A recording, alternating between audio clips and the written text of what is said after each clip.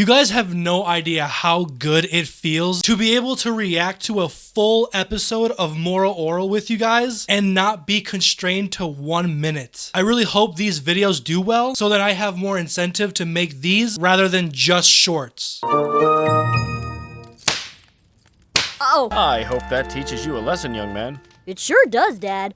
I'm never gonna do that with those in there for that long ever again. Good boy, son. Alright, so this is already really weird because normally most episodes end with Moral getting his punishment, but now we're starting the episode with Orel getting the punishment. I can already tell this episode is gonna be special. How would you like to go on a father and son outing together? Father and son? And how? Good. It's about time I taught you how to hunt.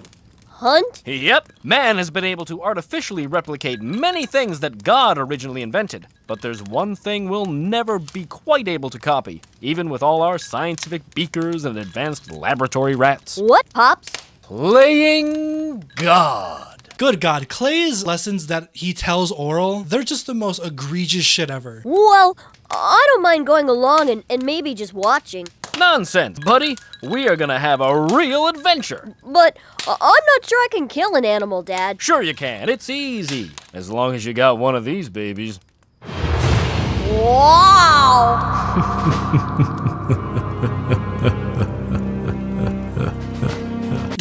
What? Have we ever been shown this before? Like, how does he afford all these weapons? My man Clay has an artillery. For years, it's been a grand Puppington tradition that the head of the household would hand off old Gunny to his firstborn son.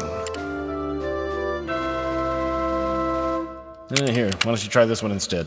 Oh. Classic Clay. Just absolute asshole. Ruins a good moment. I'm all packed, Dad. Ah, no need, kiddo. I've got everything covered. All you have to bring is your trigger finger, and the trigger, and the gun. As much as I absolutely despise Clay, his delivery on most jokes are really good. So it just makes me laugh even though I really don't want to. Okay, don't need this, or definitely this. But... Now what's this? Oh, that's my favorite Lucky shirt. Favorite? Yeah. Of all my Lucky shirts, this one's the closest to my heart. It's the one I was wearing when I realized that God doesn't love just me, but my whole family as much as me. Orel is so sweet, so innocent. From what I read from the comments, I'm gonna assume that Orel is gonna be much different after season 2.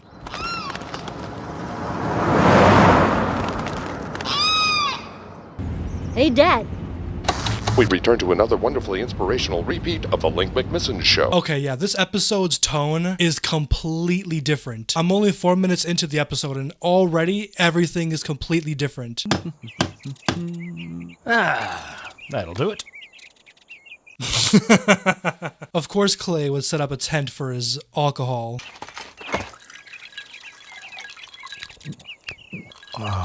I cannot imagine Clay's liver being anywhere near okay. Did he bring a fucking AK-47 for a hunting trip? This is the life, kid.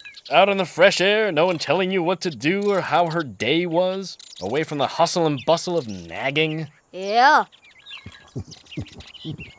I've never brought this up before, but I love the way that how the show relays its characters' emotions through just the facial expressions alone. And mind you, these are Clay, so the talent that it takes to do this is unbelievable. Also, that was another time right there where normally a joke would have been said, but instead Orel just is quiet and looks at his dad. I'm just so anxious now. Okay, I'm gonna make a guess that that bird is important because when they were driving on the road, that bird was there. And now he's kind of looking at Orel as if the bird's like an angel of some sort. I could be wrong. I like to make guesses while I'm watching things.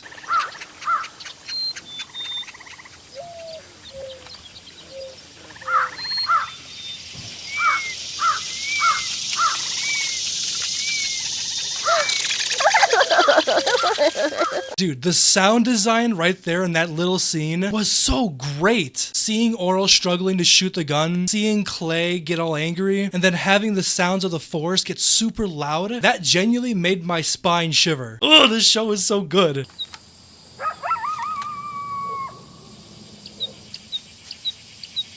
Oh, come on.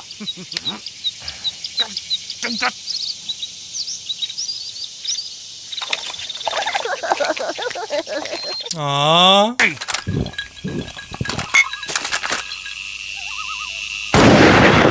Got her! Ha ha! I win! And you lose. What are you doing? Why, I'm gonna shoot that rabbit, of course. Dad, that's not a rabbit. It's someone's hunting dog. No, he's not. Orel, hunting dogs are just nature's rabbits. Hey! It's so messed up. Even though Clay's probably drunk, he knows what he's doing. You know when people drink so much that eventually, even though they're drunk, they're still completely in control of themselves? Clay is the worst character in anything ever. Bro, this man has a fucking double-barrel shotgun. I'm pretty sure half of these guns aren't even legal to go hunting with. I didn't even realize he's cooking the dog. Nothing can redeem Clay after this. And I have a very good feeling that it's gonna get worse from here.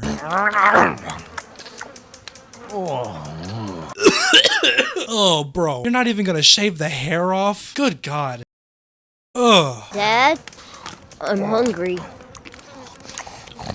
This is all we got, son. What I killed, and you didn't. Do you really want some of what you didn't kill? Okay. Well, I guess I better try to kill something. As much as I hate to agree with Clay, Orel has to kill something, right? But at the same time, I really don't want Orel to kill anything. I don't want Clay to feel the satisfaction. God, he pissed. I'm genuinely upset right now. I am super fucking heated. Watch out, animals. Here we come. On second thought, maybe we should call it a day. I thought so. I think you might be too drunk. Oh shit. This is the first time Orel has ever that anyone has really ever brought up Clay drinking as an issue besides Bilberta. Let me tell you something, Orel. Drunk is nature. I'm not really comfortable hunting with you right now. Like I said before, this show being able to show so much emotion just by the facial expressions, Orel has never made this face before to anybody in the show. I don't think we've ever seen Orel this sad in a serious situation that isn't filled with jokes.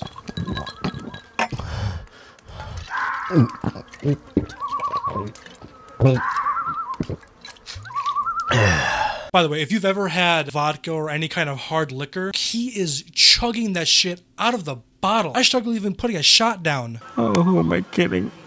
My life is full of bright. You mean blight? Oh, God. What's the matter? I hate myself. Why do you quit working on me? She always fools me, Orel.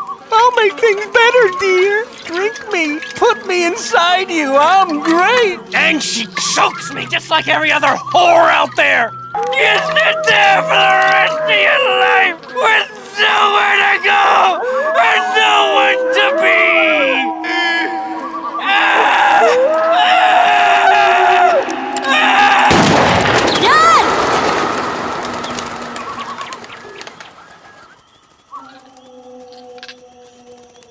I don't know what to say. I don't know how to feel, you know? Today's the day. This is it. I have been waiting all day to watch the final episode of Moral Orel Season 2. This is it. From what you guys have told me, from here on out, Moral Orel isn't just an episodic comedy. I'm like genuinely terrified to press play. All right, here we go. Dude, for the people that don't know, God will lift the roof off of the church. Typically, Orel will look at God and wave. Moral is just praying. Oh my God. I don't know if I'm ready for this. I'm so excited. Dad, are you okay? Am I okay? You shoot one thing this whole trip, and it's 2 of my last bottles of liquor? Of course, Clay is mad about Orel shooting his last liquor bottles. To be fair, it's not being brought up as a joke. He's genuinely upset. You've done nothing but whine about my drinking since we got here. It's because Because you become a bad person when you drink! Orel actually said it. Oh my god. He actually just said it. I can't imagine Clay taking what Orel just said very lightly. Like, oh my god, I'm only 3 minutes in and I'm just... Ugh! Well, we'll see about that. Dad!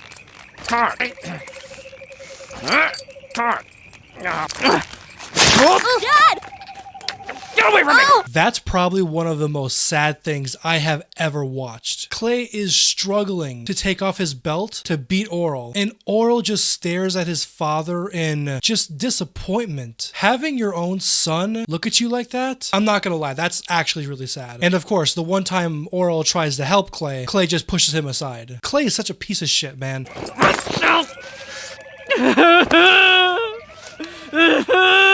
Oh my god. Cries and then throws a temper tantrum. I mean, how low can you get? It's not that I feel bad for Clay. Good god, no. It's just so pathetic. Clay is pathetic. Where's my raffle? I don't think... There it is. Dad, watch out! Please don't. Out of all the people in Moral Orel, having Orel being shot would be awful. Yeah, but you might shoot it off by mistake! There aren't any mistakes either. No flub-ups, no boners. But- Don't butt me! Orel isn't gonna die, right? Orel, what have you done? I got shot by you. Oh, I'm about this close to losing my shit. Dude, like, oh my god. Clay is the most insufferable piece of shit. I'm a very emotional watcher and open about how I feel. All right. You sure did. You've got to learn to be more careful, son. I cannot take any more of Clay's bullshit. I can't, dude. I'm about to freak the fuck out. It hurts, Dad. Well, it's supposed to. Pain is nature's spankings. My lucky shirt. I guess my lucky gun trumped your lucky shirt, Kitterino.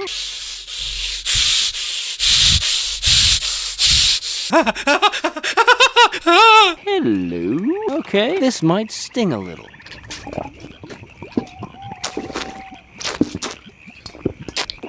Whoops. I hate you. Hate away, sister. Hate away. Turn off that light. That's the sun. Is Clay going back to bed?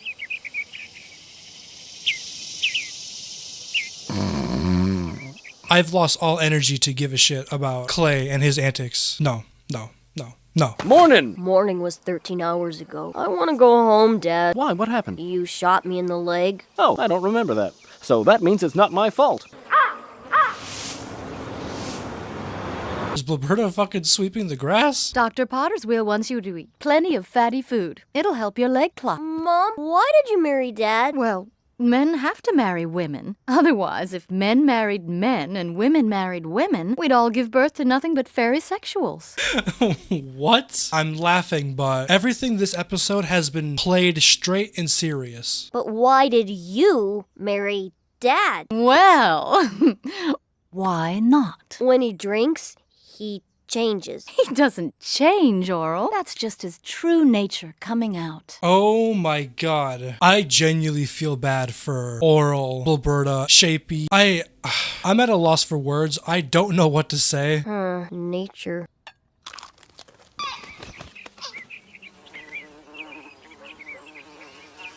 I want you all to know that Clay is hands down the worst character in any show, movie I have ever seen. No character has ever gotten me to get out of my seat out of pure frustration. Oh my god. Man, that's just wow. Today's the day where we start season 3 of Moral Orel. And by the way, if you missed the season 2 finale of Moral Orel, I'll put a thing right here so that way you can go watch it before watching this. The end of season 2 was heartbreaking. But anyway, I just want to start. If you want more Moral Orel, then leave a like on this video and subscribe.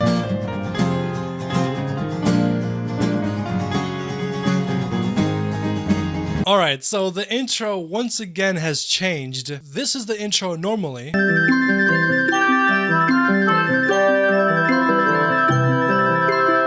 Now we have this sad, like, string music. It's not a guitar. Hope we come up with a fail-safe plot to piss off the dumb few that forgave us. Whoa. Normally God rips the roof off the church. Last second, it just cut to Orel's house. That was cool. Also, it's so sad that this is the final season of Moral Orel. From what I heard, Moral Orel got canceled because it got way too serious, even for Adult Swim standards. So I'm gonna make sure that I enjoy every second of this season. Fall down beneath their own weight. By the way, quite a few of you told me that Numb is probably one of the best episodes in all of Moral Orel, and one of the best season premieres ever. So I am very excited. A few blocks from here, someday burns down. First off, it's crazy that this married couple has a divider in between them, but that's understandable knowing Clay and Blilberta. Also, just looking at this frame, I'm sure both Clay and Blilberta are both in an emotional mess, but it seems like Clay really just wants someone to hold. But then again, I'm pretty sure he's gay, so he's not looking for Blilberta, but probably Orel's gym teacher. I forgot his name. And I never come back to this town again. Also, Clay's pillow is super dirty. I have two guesses. Either he never cleans it, which is probably true regardless of what I'm gonna say. I can't tell if that's just like him sweating maybe at night. I don't know, like either it's really dirty from never washing it, or it's also from him just crying every night. Because I'm pretty sure a white pillow will turn that color if you cry on it every night and don't wash it. I know nothing about that because I never cry. And tell everyone you were a good wife, and I hope you die. Also, these lyrics are very interesting, to say the least. See you in 2 days. Up and at 'em, Orel. Those animals aren't gonna shoot and mount their own heads themselves. Oh, this is a prequel because the season 2 finale was a two-parter where Clay and Orel went camping. A lot of crazy shit happened. So this is going to show the camping trip from Blilberta's standpoint or view. I've read a lot of your comments, and pretty much this season is going to show who Blilberta is as a person, because the first 2 seasons kind of just plays her as like a super side character. She never has anything to say, and when she does, it's mainly just criticizing Clay. I've always defended Blilberta. A lot of you told me that this season I'm gonna see who Blilberta really is. I'm pretty excited. Oh, that's my favorite lucky shirt.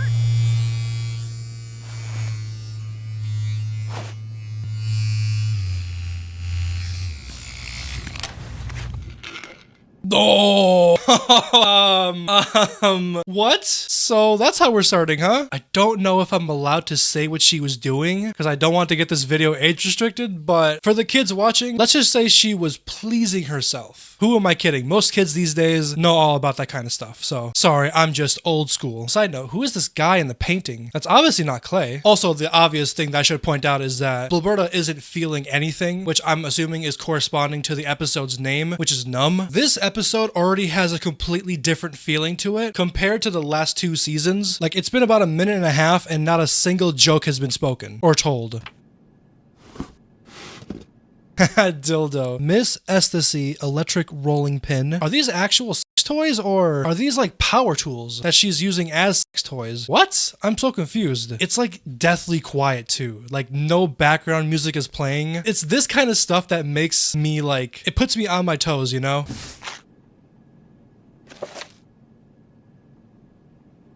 Oh, there's the guy. Also, that's a young Blilberta. So, do they just have history then, or? Well, no, that can't be because Orel is older than Shapey. So, Blilberta had to have cheated on Clay.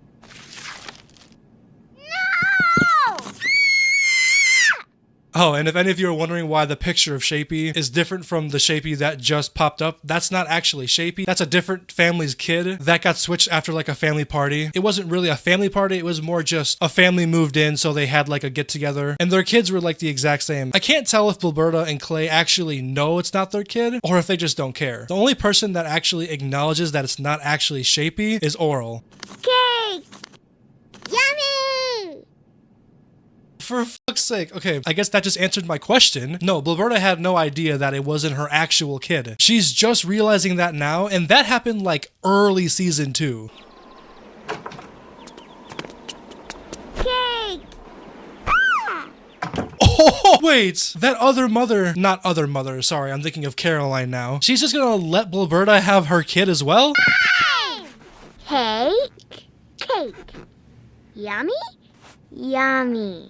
Mine, Mine. Serious shit aside, that's actually so wholesome. Because this is the first time I've actually ever seen Shapey smile. He's actually happy. That's so sweet. How does this show do it? How does this show make me uneasy, mad, sad, angry, but in a second later, it can just make me happy? This show is insane. I haven't even finished the show yet, and this needs a reboot. Well, you liked me once. What happened? I needed to get closer. To me? No, To him? I'm sorry. Oh, wait. I don't care. Every adult in this town is grade A garbage. Literally, besides Stephanie and Reverend Putty, like every other adult they're just assholes. So it seems like Blaberta's just trying to feel something. She's just trying to be happy. Blaberta, what brings you? Reverend, I want you. I'm sorry. I need you. I have this feeling. Oh, well, meet me at the church repressional. No, I want to be with you. Oh no. Reverend Putty is like the most horned up person in this entire show. So having a woman finally come up to him and say this, oh, he's definitely busting one quick. Can I say that on YouTube? I never know what I can say on YouTube because I'm trying to swear less, but at the same time, YouTube will just age restrict my video for no reason. I want your mind, your body. Oh, I want to boy. get close to you. Oh, In any way, touch you. Anywhere. I'm yours. All yours. I'm done. What? I'm done. Go away. Go a million miles away. Did you see his pants? The claymation people actually gave him a Woody. Also, him screaming just sounded a lot like Rigby from regular show. Editing CeeAyeJay, is the voice for Reverend Putty the same as Rigby? That sounded a lot like Rigby. Oh no, she's not. I have a suspicious feeling that something is about to happen. I really hope it doesn't. Hello, Mr. Noham. Haven't seen you in a while. What can I do for you? Could you refresh my memory? The aisle with all the cylindrical... Yeah. Up and in. No hammers hardware. Yes, we have hammers. That's a pretty good joke. But also, again, this show just, even in the most serious episode up to this point, it just throws in a good little joke. This show is so good. Caution, keep away from women and children. So these aren't actually sex toys. These are actually houseware tools or whatever you want to say. Dude, she's gonna hurt herself. Oh no.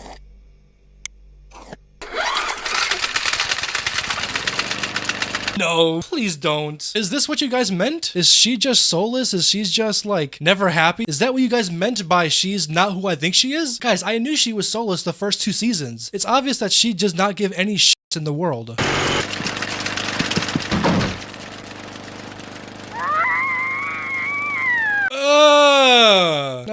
No. That's some injury, Mrs. Puppington. It's bad. Well, bad is relative.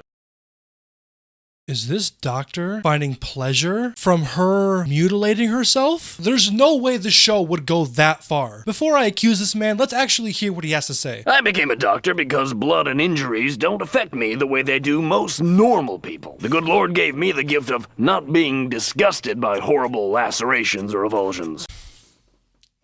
That's so unholy. What the hell? Even the devil's watching this show and just cringing. Like I said, most adults in this town are awful, but I never knew they were this bad. I feel so dirty right now. Ugh. So, do I need stitches? No! Alberta's gonna finally start feeling happiness in this.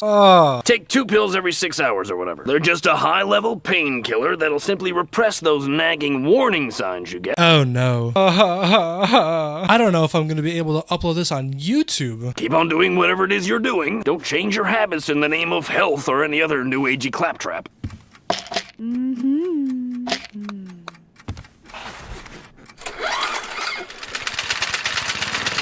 If you're seeing this video, it's probably gonna be really edited because a lot of this shit I can't even post.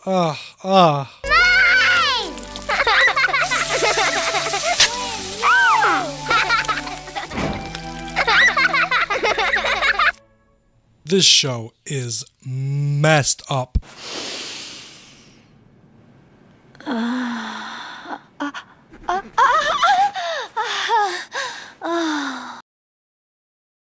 What the fuck is going on? I don't understand. There's no change from this morning. Why are you back here showing me this? And now the doctor is gonna stop caring about her because he only cared about her hurting herself. Well, then you can go.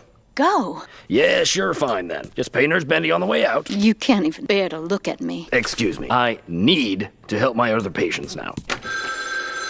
Scum. Absolute scum. I'm not saying that I hate this doctor more than Clay. He's getting there. I want to quickly point out that this scene is fucking brilliant. We've never had a first-person view before in this show. And giving it to Blibberta and just seeing how the other men in Orelton treat her, really good. Yes? Clay Puppington? Speak of the fucking devil, huh? And yes, I chose my words carefully there. Clay is the devil. Hell, Clay is worse than the devil. Yes, Clay, what can I do for you? Orel? Well, who shot him? Oh, I had a few too many highballs, eh? Well, bring him in and I'll discreetly treat the boy. You better go. Oh, the director just cooked there. The second that he mentioned that Orel got shot, she turned her head for like a couple seconds and then just looked away, really showing how little Blibberta cares. And they didn't even say a word. Mwah. Oh, beautiful director work. Oh my god, I love it. Also, it seems like we're about to go first person mode onto Clay's perspective. Why did you marry Dad? Oh, well.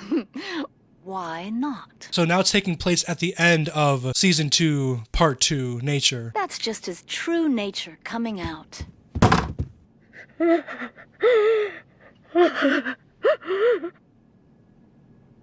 Oh my god, that face that she just gave Clay. I'm so happy that this is in first person. I just felt all of her emotions just go away, as if I was Clay.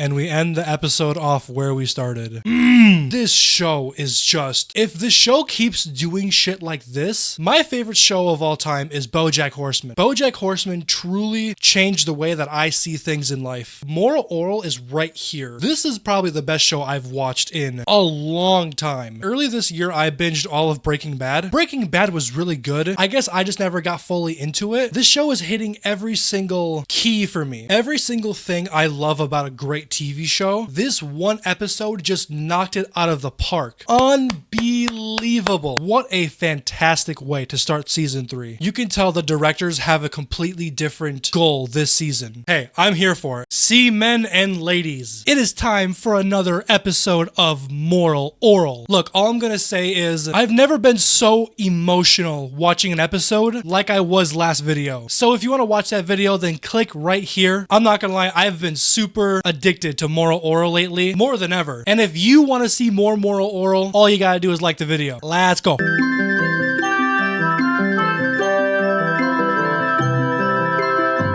I wonder if this episode will have more Orel in it. Last episode was mainly a Blibberta episode. It was really good, but I want to see how Orel behaves now after the season 2 finale, Nature. I just want to see if Orel's different.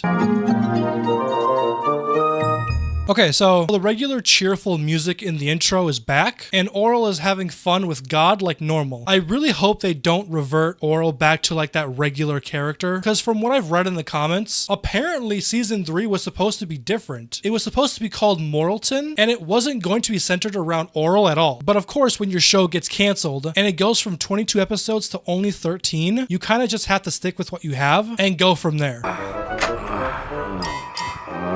Good afternoon. Oh yeah, what's so afternoon about it? Well, it's 4:30 p.m. Huh. So the last episode took place while they were on the camping trip. Now this is taking place 4 weeks before the camping trip. I wonder why they're backtracking so much. Also, I was gonna say something snarky about Clay waking up at 4:30 p.m., but then again, it's Clay. I'm not expecting much from him anyway, but that's another thing too. I really hope this season sheds more light on Clay as a character. As much as I dislike Clay, sorry, what am I saying? I hate Clay. Clay is an absolute piece of shit, but I do want to know more about Clay. I want to know why he's such a big piece of shit. A lot of you in the comments said that Blibberta is the reason, but then a lot of you also said that his father was the reason. I tried to read your comments as carefully as possible because I don't want to get spoiled. I understand that this is an old show, but it's new to me. My own flesh and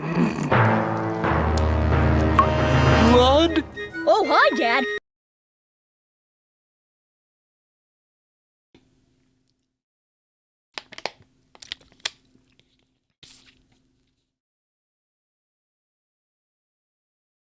Dude, what is this? What is happening? Welp, I wanted more Orel, but I don't know if this is what I wanted. I'm scared to press play. No, it's not great! But I'm just trying to do what you said. For the millionth time, whatever I said, I didn't mean this! I'll see you in my study.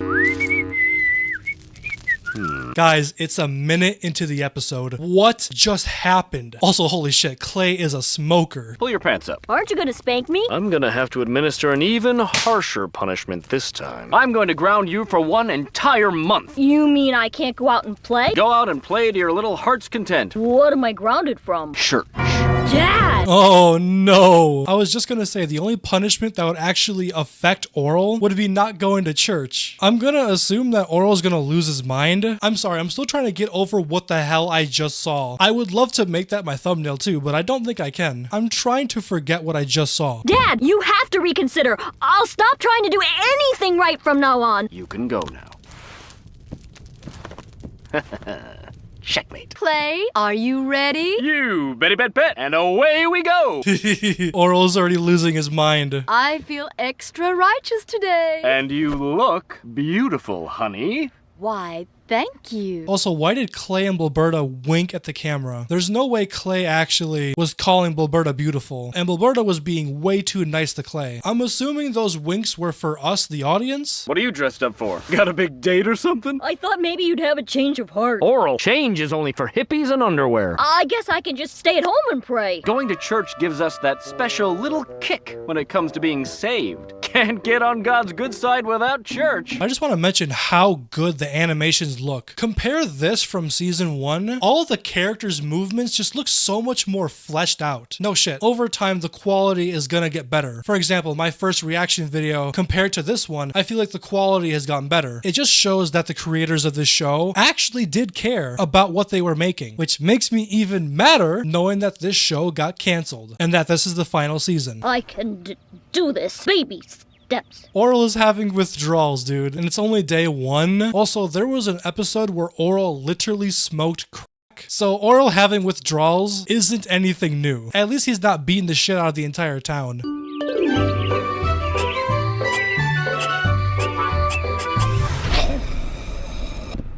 You help me talk to God, don't you? Jesus Christ. Orel has gone off the deep end, man. You know the saying, you need God in your life? Well, for Orel, it's literal. He literally needs God in his life. Church, church, churchy, churchy, churchy, church, church, church, churchy, church, church, churchy, churchy, churchy, church. Orel is actually losing his mind. But like I said before, even comparing this to last season, the camera work, the movement of Orel, and just seeing the emotion that he's currently in, it just looks so good. Say, what you making? Oh, no cheating. I guess you're really learning something this time. Church time! Yay! It's so weird to watch this after watching the 2-parter Nature, because at this point he hasn't lost his innocence, so it's weird seeing this and Orel putting up with it, even though in the final part of Nature, he straight out told Clay that he hates him. And at church, we church! I feel extra churchy today. Is Clay and Bilberta doing this on purpose? Are they purposely trying to rub it in Orel's face? I mean, I wouldn't put it past them. At least I wouldn't put it past Clay. But Bilberta actually kind of cares about Orel, you know? So why is she being so mean? Bong, bong, bong, bong, bong. I sure do wish God would use his tricky magic for once and make church walk to me. Oh! Hooray! Say, if you're a church, where's the metal cross that's always on top of you? You're right. I need a cross. What is going on? I'm so lost. Orel really has just lost his mind. This episode alone, you can just see the leaps of quality. There, now God can see you. It's the death of Orel, guys.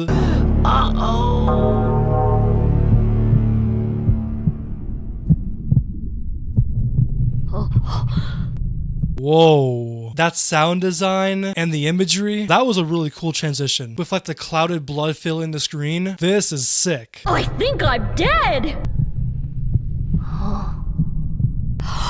This is it. This is really it. Orel is very happy that he's dead. To be fair, he hasn't gone to church in a while, so to him, this is probably the closest encounter that he's had with God in a long time. God, I'm here. Where are you? You've got to be around here somewhere. I mean, you're everywhere.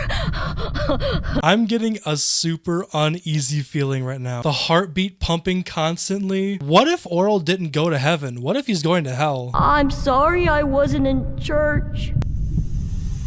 God, is that you? I didn't mean to. Hey! Oh my God, that was sick. I love good sound design, and I love it when shows, or anything really, gets creative with their sounds. Oh, that was beautiful. Also, I'm assuming Orel just got resurrected, but is Moral Orel trying to say that when you die, it's just like an empty space with nothing? That is super sad. I wonder if this is gonna affect Orel now. Hey! It's a miracle. A miracle? So it's free? Well, gauze is expensive. Knew it. Oh my God, dude. Even when his son was dead and got resurrected, all he cares about is the price. Absolute scum. You almost got away from us, young man. I have to go to the church. God misses me. Sorry, no church for 2 more weeks, pal. He killed me because he misses me. Well, you should have thought of that before you messed up the upstairs bathroom. Your son just got revived, and the first thing he asked for is to go to church, and you can't even let him have that? Also, why in this shot it looked like Orel's head was like twice the size of Clay's?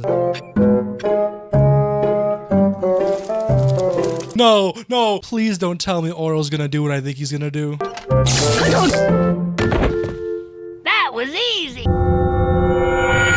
God has led me to church. I can't tell if I need to censor that or not. Don't tell me this entire episode is just gonna be Orel committing Sudoku. At least this time he's in a church. What? Bartholomew? No, wait, Bartholomew! Fight fire with fire. Ooh, that was a cool callback. Having Bartholomew in there. Also, I'm pretty sure the Bible says animals don't go to heaven. However, one of my favorite movies of all time is All Dogs Go to Heaven. So fuck what the Bible says. Orel, these near-death experiences are getting a little tiresome and expensive. I have to die again. I was so close. Okay. Hey, at least Dowie is a real one, you know? At least Dowie is a real friend. I don't think I have to say this, but this episode is really messed up after you look past all the funny gags and jokes.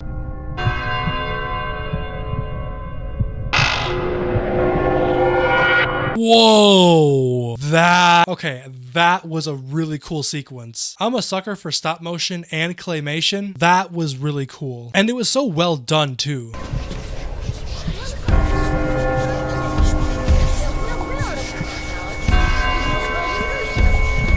Sure, not much, you know. Come on. Oh my God, that scared me. Moral Orel just turned into a fucking horror movie there. If you're wearing headphones or earbuds, you would have heard all that talking in the background. Oh, Jesus, that actually got me. That was a good setup. Work with me here.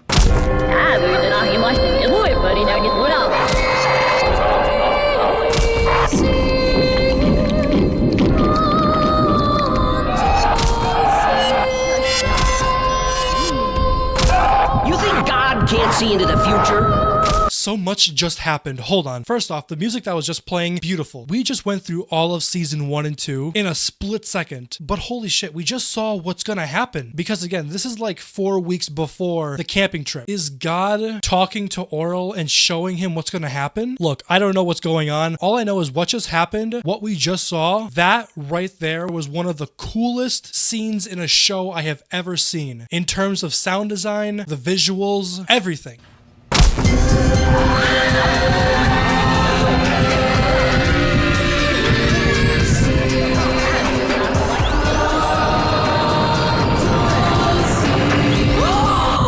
I'm a jerk.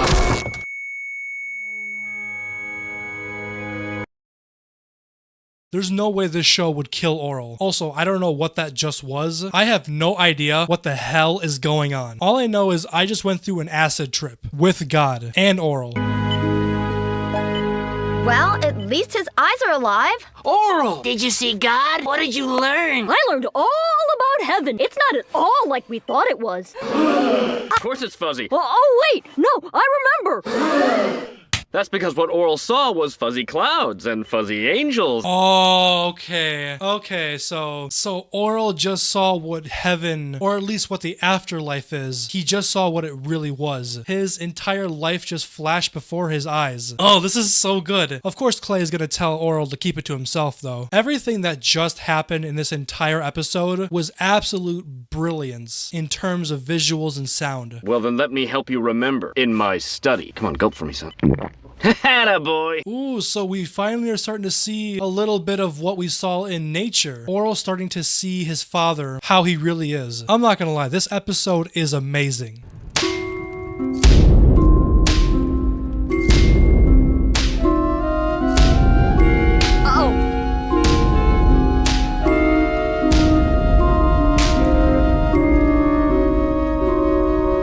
We're gonna have a big discussion in the comments. So, from what we just saw, so did Orel see something that we didn't? Does Orel no longer believe in the afterlife? Is it all a lie? Oh my god. It sure does, Dad. I'm never gonna do that with those in there for that long ever again. Good boy, son. Oh my god. Oh. This is how part 1 of nature started. Good boy, son. Good boy.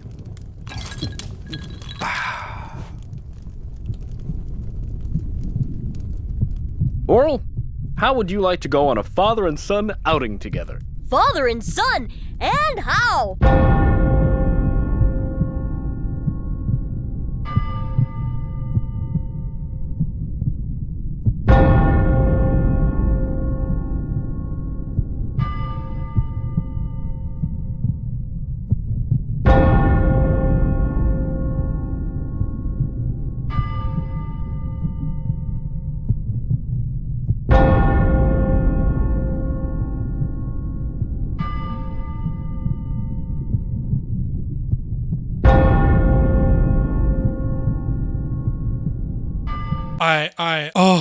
This right here was one of the best episodes of Orel I have ever watched. No, fuck that. This is one of the best episodes in anything I have ever watched. This episode from top to bottom was masterful. I called episode 1 Numb the perfect episode. This episode just took it a step further. We started this episode with like that cheery, that season 1, early season 2, Orel, fun antics. But then we slowly got into the meat and potatoes of what Orel really is. This episode is the best episode in Orel that I have ever seen. There's so much that I want to say. I just don't know how to say it. I'm at a loss for words. The only thing I don't quite understand is what did Orel see besides like the future kinda. I have genuine chills down my spine, all over my body. I hope this episode has sold you guys on Orel. I understand I don't upload Orel every day, so if you want to watch this show by yourself on your own, go ahead. This show is unbelievable. I really hope this season gets better as we go on. Before we start today's episode of Orel, I need to get something off my chest. Y'all remember Dora? You know, the beloved Nickelodeon show that a lot of us grew up on? But apparently they're coming out with new Dora episodes. Just look at it.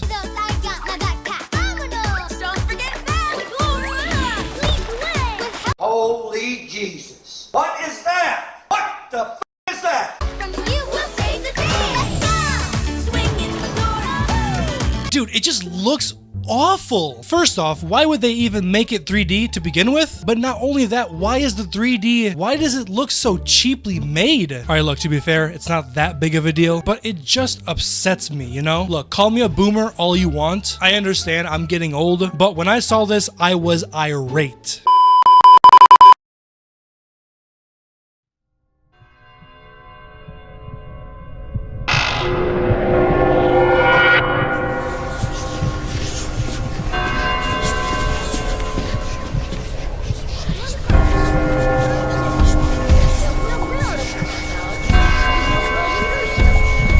Sure, not much, you know. We're not getting much to do it, buddy. Now get one out.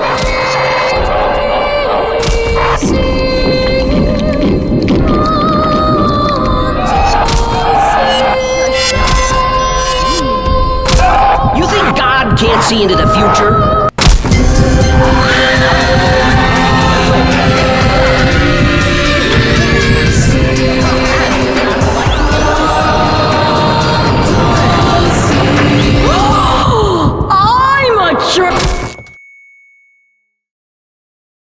What is good, C Squad? You know, I've been having a very good day today, okay? The sun was shining, the birds were chirping, everyone's enjoying their winter break. So then I thought, why even have a good day when I could watch some Moral Orel? By the way, if you missed my last episode of Moral Orel, I'm telling you right now, click this and go watch it before you watch this. As always, if you want to see more Moral Orel on the channel, like the video. And let's try and get to 3,000 likes. Let's begin. You sure ain't the son of God. I hate you, Jesus, with your boring miracles. You sound like 100 cheeses have been shoved right up, shoved right up, shoved right up my nose. Wow! Everyone sure hates Jesus! Whoops. All right, so we're already going back once again. Last episode took place 4 weeks before the camping trip, and now we're starting 4 weeks and a day. So this is even before everything that happened last episode. I won't say I'm upset, I just don't understand why they're doing this. I said this last episode, I really want to see the relationship between Orel and Clay after the camping trip. Pretty much what I'm saying is, I don't know what they're trying to lead up to. I feel like Season 3 Episode 1, Numb, was a great prequel episode because we got to see more of Blabberta's life. And the last episode was fine because we got to see more of what transpired before the camping trip. So why are we doing this again is my only question. I'm not mad per se, I'm just confused, you know? I hate you, Jesus. Reverend, don't! I don't think that song should have ever become so popular. What do you mean? It's hilarious. I hate you, Jesus, you rotten little fink. Your sermon. Uh-oh. Do you think God's mad, Reverend? Let's see. The signs would be, fire, plague, oils, Say, I think I'll go and paint the lawn. the dead rising up, and locusts. Oh, hiya, little cricket. Everybody back in! Come on, show's not over, folks! Back in, back in, back in! Come on, all that stuff happened before that song. You think God can't see into the future? He can see weeks into the future, bub. All I'm gonna say is what Reverend Putty just said, God can see weeks into the future. We heard that voice line in the last episode. Also, I wanted to point this out. I read a lot of the comments. Apparently, Clay's voice actor is the same voice actor for Baymax, and I can no longer watch Big Hero 6 the same ever again. Prancing gaily on the water along its running cloud. Oh! Do you want to turn all our water into blood? And all this is the fault of just one lone person. Orel, can you excuse us for a moment while we talk? You and everybody? Yeah, don't worry, it's not about you. Well, see you next Sunday. You're going nowhere. Right. There's no way they're gonna blame all of this on Orel, right? Orel was just in the play. He wasn't the person that wrote the song. How are you gonna blame Orel for all this? So it's obvious that a certain little guy is getting a tad out of hand lately. Amen. And I feel that there has to be a point where the head of the household accepts responsibility for his child's actions. Wait a minute. You're asking me to take responsibility for what Orel does? I know it's a tall order. 90% of the time, I'm not even responsible for my own action. What if you quit drinking? Yeah, what if? It's only been 2 minutes into the episode and I'm already getting annoyed. I need you guys to understand, pretty much all of season 1 and 2, everything is Clay's fault. But if Clay was just a little bit better at teaching Orel properly about what Orel did wrong, you know, for example, resurrecting the fucking dead, instead of telling Orel, hey, it's bad to resurrect dead people, starting the zombie apocalypse, instead Clay tells Orel what Orel was doing was bad because he wasn't giving any of the zombies clothing. Apparently, nudity is a sin. I personally don't know how true that is. I do know, however, wearing wool fabric is actually a sin. Just a quick holy fun fact for you. It is my considered opinion that the child may have been misled. I don't think so. Guys, wait. It sounds weird, but maybe Dr. Potter's wheel's right. What if we don't know what we're talking about? Reverend Putty is spitting facts. I don't think I've once heard an adult from this show actually make sense. Typically, everyone in this town is spitting nonsense. Start putting some actual thought into the way we coach him. By coach you mean teach, right? Yes. Gumdrops. See you later, crocodiles. I guess I can go too. Wait, you are a teacher. I teach school, which has nothing to do with life, so don't pin this on me. Ooh, Moral Orel just took a shot at the schools in America. There are some people who believe that schools should teach like the upperclassmen like how to do taxes and all that, make it like a required class. All I will say is that if I was forced to take a tax learning class when I was 16, 17, I would have fallen asleep. So you're saying we just need to avoid Orel? Yes, avoid him, or at least try not to give him any guidance. Him you can't avoid. That little shagatz is a verklumped question machine. I'm his father. A boy needs his... We were all just singing in God's house. Hold up. Am I asleep? I'm pitching myself. I'm not sleeping. Did Clay actually say something that wasn't negative? That was actually father appropriate? Guys, is Clay finally a good father? If Clay turns out to be a good father at the end of Moral Orel, I will go bald. Orel got some bad advice. Sounds like we're damned if we do and we're damned if we don't. Damned is right. The next person that inadvertently sends Orel Puppington down the wrong path could be responsible for damning all our souls. I love how ironic that sentence was. If anyone sends Orel down the wrong path, will doom them all. While I'm pretty sure not helping Orel is just gonna doom them anyway. Obviously the problem here isn't Orel, it's these damn adults. Dad! I need some advice. Dorny doiling. Dad, you hear how to make amends with God about that song? I'm sorry, does Clay have a fucking rhinoceros foot as a trash can? It's come to my attention that I've never actually really looked around Clay's study. Dad? Still warm. Holy shit, he has a lion's head as well. Dude, what the hell does Clay do for a living? This man is rich.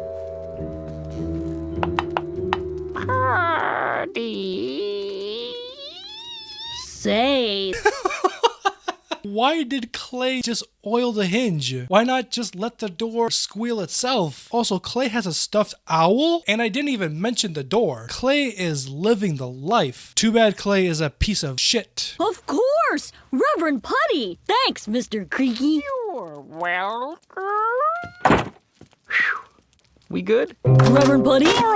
Jesus and the ass you wrote in on. I don't get the joke. Is there a joke there? I'm not getting it. Reverend, I just feel terrible about making that awful song so popular. What can I do to make it up to God? Nothing. God knows you've done enough. Just don't do anything and sit still, will you? Really still? No, not really still. That would be too still. Okay, I'm sorry for pausing, but that face Orel just made was fucking hilarious. I am 100% making that my phone's wallpaper now. Dude, that face is hilarious. Normal. Orel, wipe that look off your face. You don't need to do anything special to be normal. Oh, I get it. I could just be myself. No. Don't do that either. Don't be normal. Sorry, I used the wrong words. Come on, Putty, grab a hold of yourself. Okay, can't you just forget about all this? Well, I guess. I'm halfway through this episode. This so far is feeling a lot like a regular episode from season 1 and 2. Like I said before, the last 2 episodes, those were the 2 best episodes in this entire show by far. Ugh, I'm not trying to complain. So far, it seems like this episode is going nowhere. I mean, obviously, the whole gimmick is that the town isn't trying to help Orel. Big fucking surprise! This whole town never helped Orel to begin with. Hell, if anything, them not helping him is actually helping him. Well, go to someone else. That's a good idea. Yeah, someone else who really knows. Who could that be? Your teacher? Miss Sculpthum? Sure, yeah, her. Yeah, oh, she's so wise. Okay. Thanks, Reverend. That was a lot of help. Wait. Orel, come back. I didn't help. I didn't do anything. Always remember that. Nothing. You can't blame me. Ever since I realized that Reverend Putty is played by the same voice actor as Rigby from regular show, all I do now is picture Rigby in a church as a pastor. It's so stupid. Also, why in the hell is Orel going to his teacher of all people? This teacher, just like everybody else, is awful. Orel, you're a straight-A student. What more could you possibly want from me? Well, Reverend Putty said that children are always innocent. Oh, he did, huh? Terrific. Everyone's innocent until they reach the seductively dangerous age of 18 or over. What? Did she just say the seductive age of 18 and over? Huh? The Children's Crusade? Yes, Orel. When the Crusades weren't going so well, we Christians sent our kids out to fight the heathens because children are innocent and pure and would be able to kill everyone with God's blessing. And it really worked? Of course it probably worked. How dare you question things when I don't? I've never heard of the Children's Crusade, but I'm gonna assume it didn't work. Go see the Christines. The Jews for Jesus? Yeah, their old abandoned religion was especially built on the rickety foundation of discussion. Whoa, thanks for the advice. No, that wasn't advice. You wandered in on a private colloquy I was having with myself. You little eavesdropper. Oh, okay. Colloquy. Look it up. Colloquy, an act of speaking one's thoughts aloud when by one's self. So just speaking by yourself? Just talking to yourself? That was a waste of time. There's only 4 minutes left in this episode, and I'm already gonna say this right now. This is probably the worst episode of season 3. And the reason why I'm not gonna say the worst episode of Moral Orel by far, for 2 reasons. 1, God's Chef exists, and 2, I'm treating season 3 as like its own standalone season. Mr. Craig. What? Who is it? Orel Puppington. Quick, everyone into the attic. Why? What are we? A bunch of cowardly schmendricks like Judas? You're right. Orel, come in. What can I do for you? Mr. Christine, I'm afraid God's mad at me. Mad at you, Gavolt. Sharon, get the blood. Blood? You bet. Nothing like the blood of the innocent to keep away pesky plagues. Oh, it keeps pests away? That and the wrath of God, which is handy. Didn't they do that in the Prince of Egypt movie? Okay, well, it's probably from the Bible. Everything I know from the Bible is from the Prince of Egypt. Also, this family just casually has lamb's blood. Okay. Yep. Now the good Lord realizes we're innocent. He does? Mm-hmm. Can I borrow some of that? No, only enough for me. Well, nice to have this little kibitz, Orel. But... Look, go home. But I don't have any blood there. Oh, wait a minute. If you guys watched last episode, you saw how it started. I think I'm putting the pieces together. Gee, I need to find some innocent blood somewhere. Oh, howdy, Coach. Be right with you, Orel. Okay, now.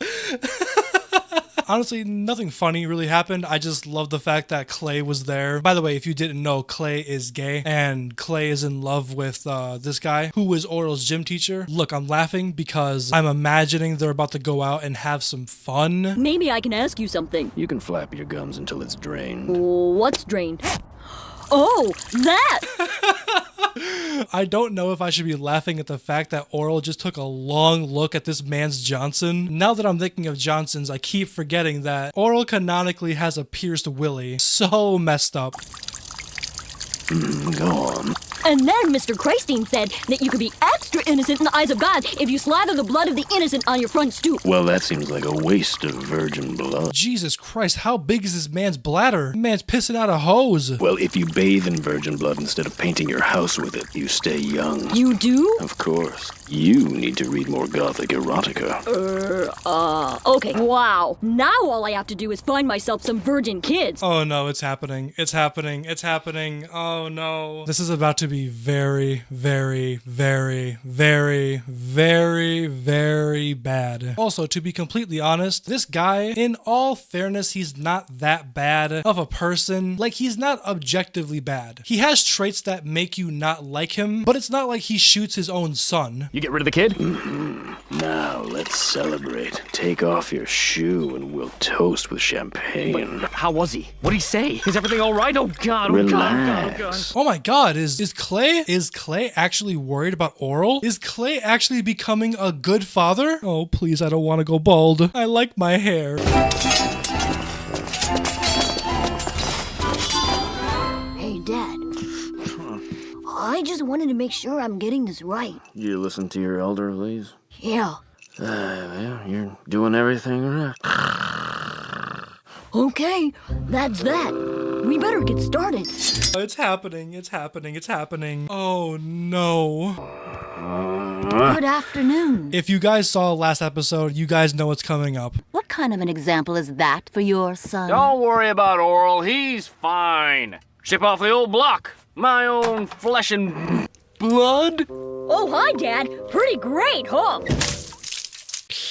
Yikes. Yikes, yikes, yikes. Honestly, it's pretty cool that they had last episode and this episode come full circle. Look, I'll come clean. This episode was not that great. Let me know in the comments if you guys noticed something that I didn't. This episode felt like I learned nothing new. Like I said before, the town never helps Orel anyways. Most people have never cared to help Orel anyways. The only very interesting thing that I've gotten out of this episode was that Clay seems to actually care about Orel. Obviously, this takes place before the camping trip, before Clay shoots Orel. Look, after I finish Moral Orel, I plan on doing an episode tier list. This might be a hot take. This episode is one of the worst. Last episode was a banger. This just felt like filler, which surprises me even more considering season 3 got canceled and they went from 22 episodes to 13. So why would they waste an episode with filler? Look, I'm not gonna lie, this episode was kind of eh. What is good, C Squad? Today is the day. Today is the day where we are going to be watching Moral Orel Season 3 Episode 4 alone. From what I've heard in the comments, this is the episode that got Moral Orel canceled. And the reason why I bring up the episode name, because you guys also said that the original name for this episode wasn't Alone. It was actually a different name that I can't say on YouTube. I don't know how to approach this episode. Obviously, Season 3 has had more of a serious tone throughout the first couple episodes, because from what I've heard, this isn't an Orel-centered episode. The only thing I will say is, now knowing the original name of the episode, I'm very scared. And hey, if you want more Moral Orel on the channel, like the video. Let's get this to 5,000 likes. Let's go. W-triple-U.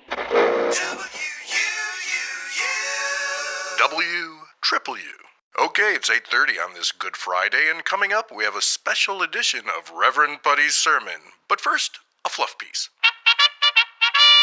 Okay, so this is already starting off really weirdly. So normally there's actual music playing in the intro, either fun-spirited music or serious music. We don't have any music. I already like the way we're going. Orel Puppington left the city earlier today for the Moralton Nature Reserve and a hunting trip with his dear old dad. We spoke with Righteous Orel earlier. So, Orel, excited about the trip? You bet!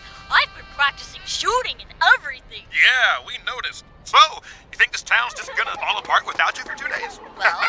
No! Once again, this episode is taking place before the camping trip. This isn't going to be a Orel-centered episode, but it's going to be a Nurse Bendy episode. Oh, I like that. I think Nurse Bendy is a perfect character to have an episode based around. I decided to gear today's special radio sermon to all you ladies out there who stay home and take care of things for the male heads of the household. But even though your current duties may be a little on the trivial side, at least most of you finally carried out your most important duty and gave birth to your husband's offspring. Hubby! Hubby! Why does her room look so... Does Nurse Bendy have a kid? I don't think she has a kid. There you are! And Sunny! Hi, family! Sorry I'm late. Principal Fakey sure has me do a lot of adult things around the office.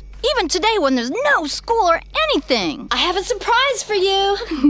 Look, isn't it adulty? We should set a good adult example for our little Sunny here. Right, Sunny? Aw, you're so childy. So, are all you family hungry? What is going on? Wait, so she doesn't have a kid, but she doesn't have a family either? There's much more to Nurse Bendy than I originally thought. Well, it is just about swallow time.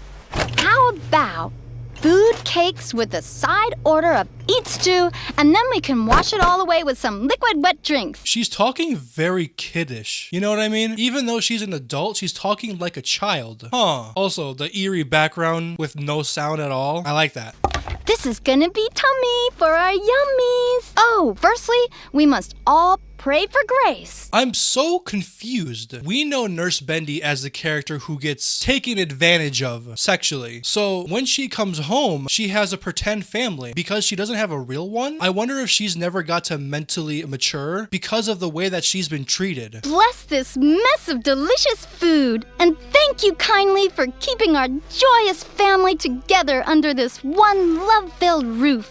We all need people who aren't mean to me, or that don't act like they only care about doing dirty, awful things to you. We need family because they care that I'm a real person who has thoughts of sadness sometimes, along with happy thoughts, or scared or loneliness thoughts. I feel thoughts of emotions, and I need people to know that. So, thank you for keeping this family in good shape. DM for now, while we eat. Signed, my family. Holy shit. The show just gave us the answer on a silver platter. So yeah, she wants a family, but everyone she meets just uses her. This is very interesting. Like, I'm curious on how this canceled Moral Orel. I'm loving this. This is great. Going from joking to being serious about Nurse Bendy. Okay, let's eat. Oh? Is this not just a Nurse Bendy episode?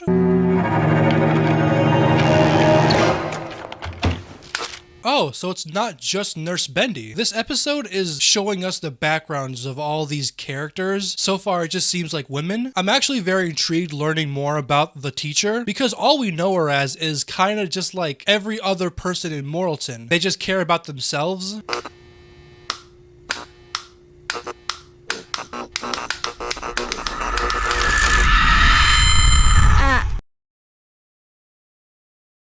Okay, I see why this episode was the one that canceled Moral Orel now. Well, this is about to get very serious, I can tell.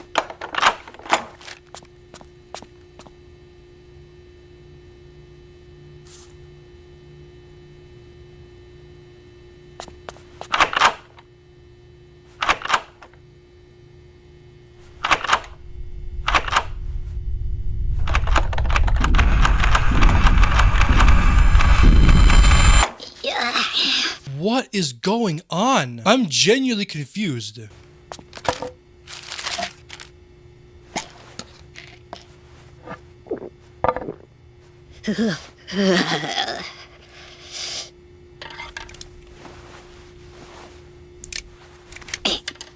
Oh my god. I don't know what I can say or what I should say. Oh my god. Obviously, I know what she did with the coat hanger. Obviously, she's taking pills to relieve the pain. I just don't get what's going on. Anyway, I have this nephew.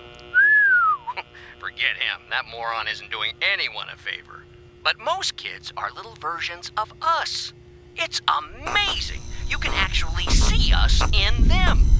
I mean, I just... Interrupt Reverend Putty's... What? What's going on? I was actually enjoying this for the first time. For this special news report. Oh, after only 1 month of incarceration, serial rapist Cecil Creepler was found dead in his cell at Freedom County Prison. More on this later.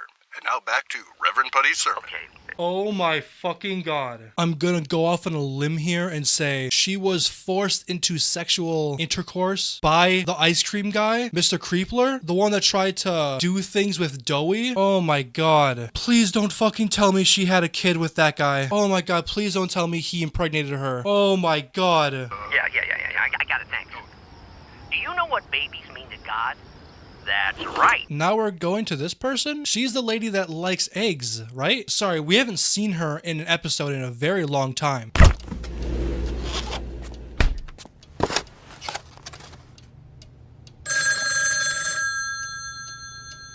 Whoa, she has a whole, like, paper mache of Moralton.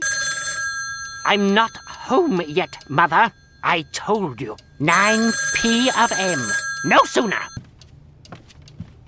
So she has a rug that's shaped like an egg? Actually, her lamp is also an egg as well. What is her infatuation with eggs? The only thing I can think of is how women have eggs for sexual reproduction. I wonder if she doesn't have them anymore. Oh, by the by, I want something special this time round.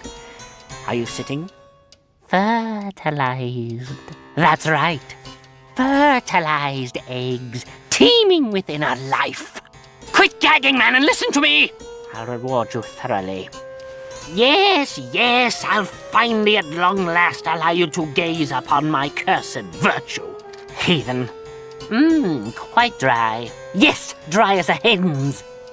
My mother saw to that. What the fuck is going on? I don't get it. Look, in all fairness, I'm not very educated when it comes to that kind of stuff. I thought all eggs were fertilized. We now know that she doesn't have reproductive eggs inside her. Hello, Mother. No, I just got in. Well, it shouldn't have been occupied. Perhaps you fingered the dial erroneously. Yes, I heard some of it. Mother, I hardly think the Reverend Putty is sufficiently pious enough to even tackle the subject of original sin. Of course I'm more suited! What a question! My lack of eggs is not a hindrance. It is an asset. Don't push me down like that when you did this to me! I was an infant when I had them. I was an infant when you had them removed. I am immaculate from conception. Anyone that's watching that understands the female reproductive system at like an organ level, are you actually able to take away a girl's eggs at an infant age? I didn't think that was possible. Also, is she hinting at the fact that she wants to be the new reverend in town? Look, I'm still trying to get over the teacher part because, oh my god. Mustard!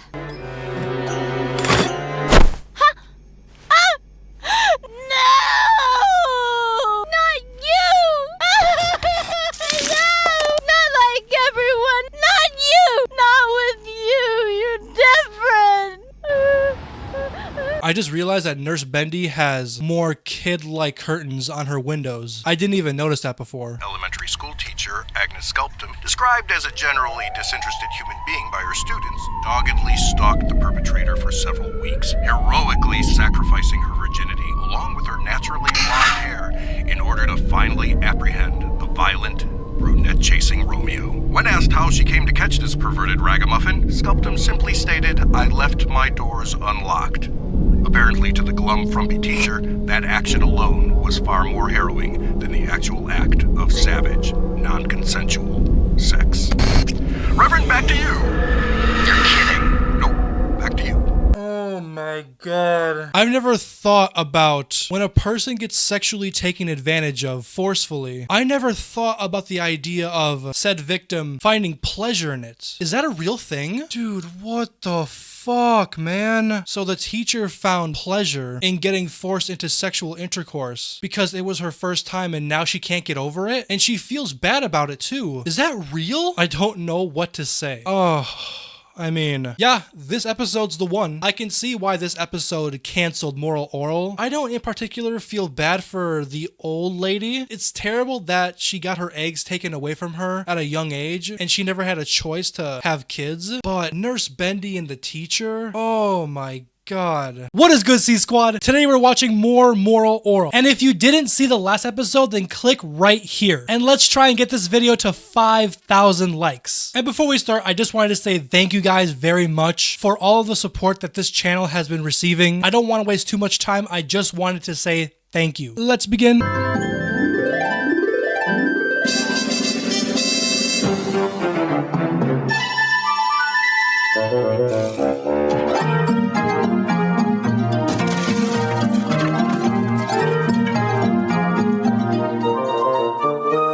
So the intro is finally back to normal. Does that mean we're gonna see more Orel? Like I said, I really want to see what happened to Orel after the camping trip. I want to see how Orel behaves, especially when it comes to him and Clay. Here comes another. Nice throw, son. Thanks. Wanna see my curve? Nice throw, son. Gee, thanks. What do you think of this knuckler? Nice throw, son. Jesus, that is so sad. I was gonna say, there's no way Doey's dad is actually playing catch with him. You know, Orel has terrible parents, but Doey honestly has a pretty sad family life as well. Honestly, most of the kids in Morrilton probably have a really bad family life. Now get ready for my fastball. Nice throw, Whoa! Son. Wow! Look, Daddy. Nice throw, son. Thanks. Can you believe it? Mom? And then he kissed me Oh, yeah, that's right. I forgot. Doey's parents are the people that peaked in high school, so they just can't stop reliving their high school days and acting like high schoolers. I'm pretty happy I was a loser in high school, because people that peak in high school, I just feel bad, you know? I hate being stuck up on the past. I'm so glad I married him. Mom? Oh, somebody's here. Where are the bandages? You! Okay. I think that stay over there. Stay there. Here. Oh, kitten, are you in? Hey, what's going on in here? Well, Dad. Did he just call her kitten? This was like almost 15 years before Discord kittens and shit like that. I got a scrape and Mom was just... Oh, yeah, sure you got a scrape. But, Dad... Listen, bub, stop trying to horn into my action. But, Dad, I'm not trying to... I saw her first, fella. Now use the cash I gave you this morning and go buy your own bandages. Go on, beat it. Yes, sir. I want some of your sugar. It's just so sad, man. Like, yeah, it's funny, but it's because I'm the viewer, you know? Look, to be fair, what they're doing wouldn't be a problem if they didn't have Doey. Like, if they were just two adults that were married that just wanted to act like or roleplay that they were in high school all the time, that would be fine if they didn't have Doey. Okay, son, I'm gonna let go. Okay, son, I'm gonna let go.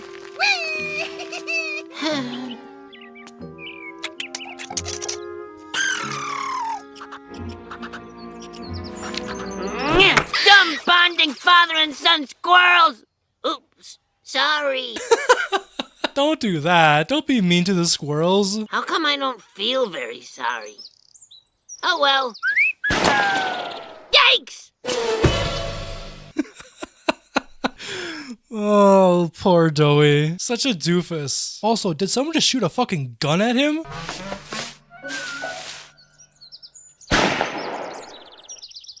Gee. It's another prequel episode? So this episode is taking place again before the camping trip. I hate to sound like a broken record, and I'm not trying to be mean. This show is amazing. I don't need multiple episodes to tell me how shitty people are in Morrilton. I know! I've been watching this show for over a month. I know how bad they are. Even Orel's got a dad who cares. Okay. I wouldn't say Clay cares. I've already noticed that this episode has a lot more lighthearted, fun jokes. Even though everything in the background of these jokes are sad, this episode is leading with the jokes. I'm just curious if this episode is going to be a little more lighthearted, because the last episode was anything but lighthearted. If you watched it, you know what I mean. Trying, Pop. Son, you know trying's not enough. What the fuck? How did he shoot the window? Trying's not enough. You have to just be good. Oh, yeah. Hi, Orel. What you doing? Hi, Doey. I'm learning how to shoot a gun. My dad's taking me on a father and son hunting trip next week. That's nice. Me and my dad do it all the time, too. Oh, I didn't know that. Oh, me neither. By the way, I forgot who commented this. I've never seen this comment until today. So if you left this comment, thank you. Apparently, Orel's voice actor is the same voice actor for Sandy Cheeks in SpongeBob. So not only do we have Rigby from Regular Show, we have Baymax from Big Hero 6, and now Sandy Cheeks from SpongeBob. God damn. No wonder why this show is amazing. They have amazing voice actors. Well, and the plot is also really good. Steady. Oh. Orel, I want you to shoot that lamb right between its lemon-fresh eyes. I just can't do it. Son, I hope you have the stomach for this. It takes a special kind of person to find the man within himself and shoot bullets into the lungs. Wow! Hey, now that's what I call killing. Good boy, Doey. How'd you do that, Doey? I don't know. I guess you just have to try to pretend that no one cares. Like nothing you do ever means anything to anybody. You know, like you're totally invisible. Now, Doey's got the right idea. Aw, maybe I was in too much of a rush to downplay this episode. If this is a Doey-centered episode, let the episode show us what it wants to show us. Again, I hate that it's a prequel episode, but it might be good. Orel, you've got 1 week to get over your jitters and become a decent shot. Until you do, I want to see this gun in your hand 24 hours a day. It has to feel like it's part of your body, the way a tumbler of whiskey feels in my desperate grip. Okay, Dad. Maybe old Dead-Eye Doey here could give you some pointers. Sure. Good. From here on out, you're Orel's official shooting coach. I'll expect a full report in a couple of days, Deputy. Okay, Sheriff. Deputy? Sheriff. Deputy? Sheriff. Deputy? Sheriff. Deputy? Sheriff. Ooh. Will this be the first time that we'll see Orel and Doey butting heads? Okay, now that might be a good premise for an episode. Also, I don't know why, but those lights reminded me of those PS4 like motion. What are they called? Like the PS4 like motion tracker? Yeah, these things here for the PS4. Now that I look at it closer, it really looks like a vibe. Orel, I accidentally put your lucky Bible through the washer.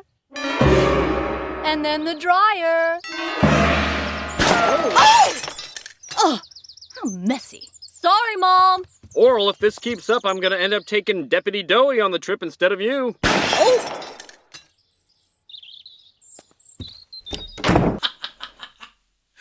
Oh my god. As much as I hate Clay with a burning passion, Clay has some of the funniest scenes in the show. Also, with Bilberta destroying Orel's lucky Bible, this episode is setting up Orel to kind of lose it. I'm actually kind of excited. Your lucky Bible's completely ruined. And I may go hunting with your dad.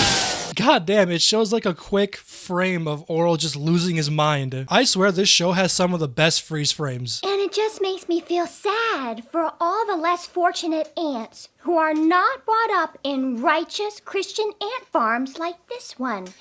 The end.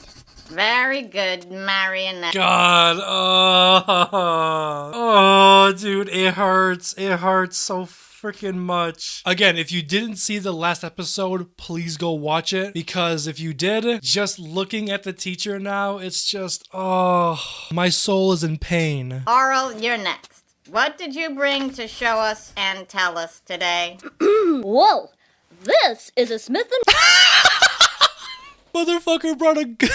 I didn't know this show took place in 2020. Bro, bringing in a gun to school as a show and tell prop is fucking crazy. 32 caliber revolver. It has a 4-inch barrel, a fixed sight. Motherfucker is pointing it. Bro, not only does Orel have his finger on the trigger, he just pointed that thing at the class. Jesus, Orel, calm down. And a 6-round rotating chamber. Smith & Wesson's 32 and 38 DA revolvers enjoyed remarkable popularity. Doey, please don't make him shoot the gun in school, please. Doey, please don't do it. Don't do it. During the late 19th and early 20th centuries, its medium-sized frame is ideal for small game hunting, target shooting, and I'm sure the bullet missed the teacher. The show creators knew what they were doing. Having Orel shoot the gun at the teacher. Oh, man. Gosh, who would have thought that bringing a loaded gun to school could be such a disaster? Well, look on the bright side, Orel. While you were in the principal's office, Miss Scultham gave us a pop quiz. Oh, but I love pop quizzes. Oh, yeah. Anyway, it was only all about Jesus. But Doey, you know Jesus is my own personal hero. Yeah, well, it was your fault that you missed it, not mine.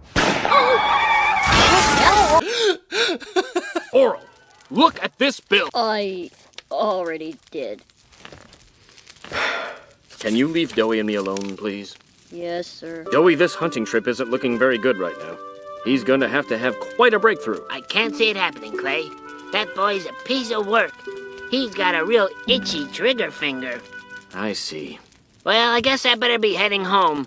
I promised my dad I'd help him hug me. You know, Doey, Orel's going to need all the positive influence he can get. Hey, Mom, when's dinner? Orel, pull up a footstool. Okay, I'm not gonna lie. Doey's being a little bit of an ass this episode. I get it, his parents don't show him any affection, but bro, this is your homie. Calm down. Also, I don't know if it's worth mentioning, but the whole family has pictures of themselves in the background there, but they don't have any pictures of them all together in one photo. I'm pretty sure that just symbolizes how separate they are as a family. You don't mind if our guest, Doey, takes your seat? No, Dad. Doey, would you like to say grace? But tonight's my turn to say... Orel, don't be rude. Okay. Problems caused all the time by certain people, amen? Amen to that. Amen to that. Amen to that. Doey, you're like a second son to me. Yay, birdie! Orel!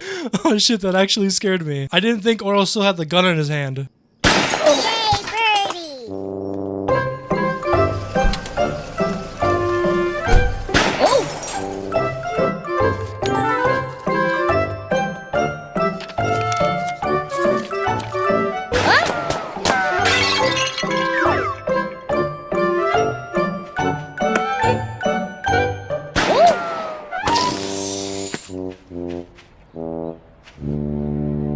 Damn, Orel's ricochets are crazy. Taught you how to do this?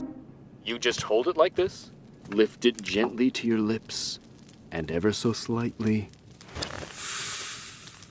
breathe in. Oh shit. Well, this episode just took a turn. Oh my god, Clay is teaching Doey how to smoke cigarettes. This is where the episode takes a turn. Oh lord. Lord and Heavenly Father, please don't make me cry. Breathe in that non-judgmental, uncommitted, smoky freedom.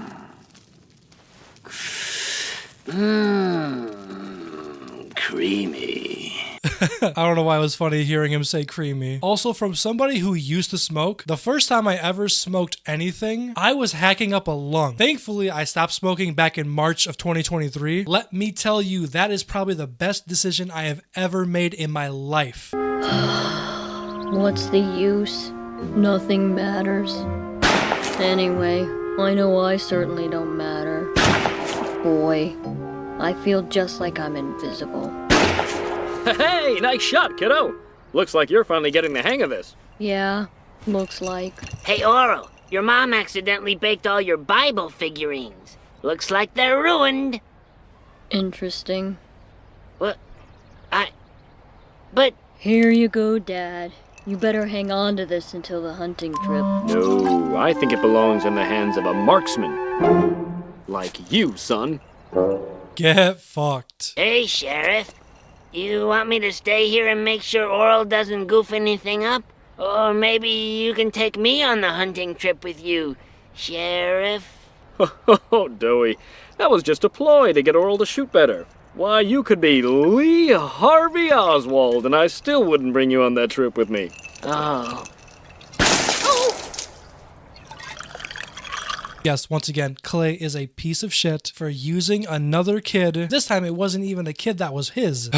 Clay. In all fairness, that episode wasn't terrible, but I can't help to say that was probably like, look, I won't say it's the worst episode of season 3, only because it was relatively funny. Alright, who am I kidding? It was actually pretty funny. Considering how serious last episode was, this episode was needed. It still had a lot of serious undertones like season 2. Overall, it's a good episode. What is good, C Squad? Today we're watching another episode of Moral Orel, but hold up. I want to talk about two things real quick. First things first, I need your guys' help. Comment down below what shows you want me to react to next. Because I'll be honest with you guys, as much as I love Moral Orel, I can only keep doing Moral Orel for so long, and currently I'm having problems with Paramount Pictures, which is why I can't make full videos of Blarkinson, only shorts. And as some of you may know, I do this job for a living. I know for Moral Orel, we do every episode. My Moral Orel videos are more slower paced. I talk a lot and express how I feel. I am a very emotional viewer, but if there's a show where I have to change up my editing process, where instead of reacting to one episode, I react to maybe 3 or 4 in one video. Again, I know I'm the Moral Orel guy, I'm the Blarkinson guy, I get that. But at the end of the day, I do need to pay bills. I know a lot of people have requested Hell of a Boss, and I thought about maybe doing the new Ted series that's coming out soon on Peacock. I know not every show out there is like Moral Orel. And number 2, we've finally received our YouTube plaque for hitting 100K. Look, I'm not gonna lie, when I opened this, I got a little emotional. Ever since I was 10 years old, I always remember seeing all of the YouTubers that I grew up watching having YouTube plaques, and now we finally got it. I understand that I'm the one that's recording, I'm the one that's reacting, I'm the one that's spending hours of editing just to get these videos out, but at the end of the day, if you guys don't watch my content, if you guys don't enjoy my content, I would never receive this. It's just so cool, you know? A childhood dream come true. Thank you. Here we go.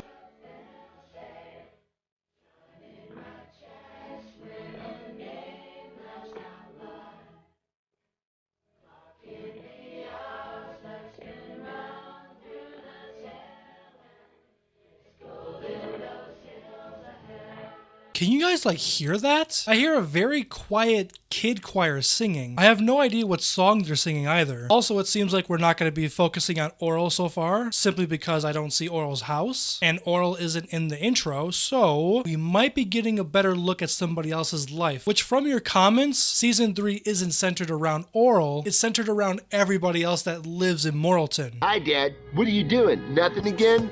Yeah. How was your school pageant? Let's see. Dumb, and in that order. Sorry I couldn't make it. I got off my rocker for a second and had to sit right back down. Pesky arthritis. 'Cause you're old, that's why. Okay, so I'll be honest, I don't know much about this character. He's been in a good amount of episodes before this one. He always seemed like an ass. I never really included him in the series before, either in my long form videos or my shorts. Normally I would say I'm upset because it's not an Orel based episode, but I'm gonna let the episode do its thing for a bit until I express my full feelings on the episode. You're always old. I sure hope I don't take after you. Boy, I'd hate to be old all the time. You won't be. Okay, I'm gonna go eat sugar and nothing healthy right now for a real long time. I think that's probably a bad idea. Oh, 'cause you're a big dumb smarty pants doctor with a stupid brain that knows everything, I guess. It's all I have for now. Already it seems like we're going on a trajectory where this annoying kid who's essentially a bully is gonna have a reason why he's a bully because of his house life. I've been seeing that trend this season where all these people that the show has shown us that they're nothing but rude people actually have a lot more going on behind the scenes in their personal life. While I'm not very much invested in this kid, I'm kind of curious on how it's gonna go. I don't believe I've ever seen this old guy before, unless he's like a background character. Other than that, I've never seen him. That was Sad Violin Music number 7 by Ludwig von Stop Motion Animation Name. It was? Yes, Father, you know it is. You're getting worse. Second opinion, Sun residents. Oh, hello, Nurse Bendy. No, my father, the doctor's not home. I don't know. He probably went to see my half-brother Joe's play at the school. Yes, he's in a play at the school. Yes, at the school. Seems like this episode's gonna tackle people who get old and forget. Also, I'm curious why this person is pretending to have a girl voice. I don't understand why. Can I take a message? Goodbye. That was Nurse Bendy. Nurse Bendy? Oh, Nurse Bendy. Joe, please don't cook that fish. You can't tell me anything. You're not my mom. Aw, Sonny. Oh no, we're back here. Gosh, you are getting so schooled, Sonny. Mommy's so proud of your schooliness, and that play really proves it. Doesn't it, hubby? The deafening silence and just hearing the ambient noise in the background. This show only does that when it's needed, and this show always pulls it off perfectly. It's so good. All right, buddy, you wait right here. Oh, it's Orel! Also, this is gonna sound crazy. I'm someone that likes to pick at things as much as I can when I'm reacting, and this show does a lot of symbolizing. She was calling that teddy bear Sonny, and as it was fading to the next scene, you could see this kid, which I believe his name is Joe, filled in that teddy bear. Now, as far as I know, Nurse Bendy doesn't have any kids, hence why she has the teddy bear family. I think this show just hinted at the fact that Joe might be her kid, or maybe a younger brother. That wouldn't make sense because his hair is black. Unless Nurse Bendy's hair is naturally black. That's just a guess, okay? That's just a guess. Hey, Orel, where you going tagging along with your daddy like a goofy two-shoes? My dad's taking me hunting. Cool! I love killing things. It's funny. Yeah. I'm starting to get over the fact that all these episodes take place before the camping trip. From what y'all have told me in the comments, season 3 is pretty much a prequel season. I've accepted that. I just really hope this season doesn't, not bore me per se. I hope the season keeps showing me stuff that I can find valuable. I don't know. I wish my dad would take me killing. Hunting. Orel? Do I look like an old man? Gosh, no. You look like a normal child. Child? Well, a mean child. That's better. Are you afraid of being old, Joe? Ooh, oh shit. Oh my god. If that's the premise of this episode, that would be really cool. I feel like almost everyone fears the concept of death. Comment down below if any of you are like me. There's times where I will lay down at night and I'll just think about the future and how I will pass away. I don't want to pass away in like a horrific way, obviously. I'm also curious to know, what's your most feared way of dying? Me personally is drowning. That's why I normally don't go swimming. Just the thought of drowning is terrifying. While I feel like death shouldn't be anywhere near my door yet, it's just creepy and scary to think about, you know? Even if my face looks like I'm afraid, I'm not. I just don't want to be like my dad, too tired and creaky and bald to do anything with me. Oh, whoa. Huh. My mom must have been old too, 'cause she died of old age right in the middle of my childbirth. Bullseye! She did? Well, that completely debunks my theory. See, this show is fucking amazing. Like I said in the beginning, I didn't care about this character one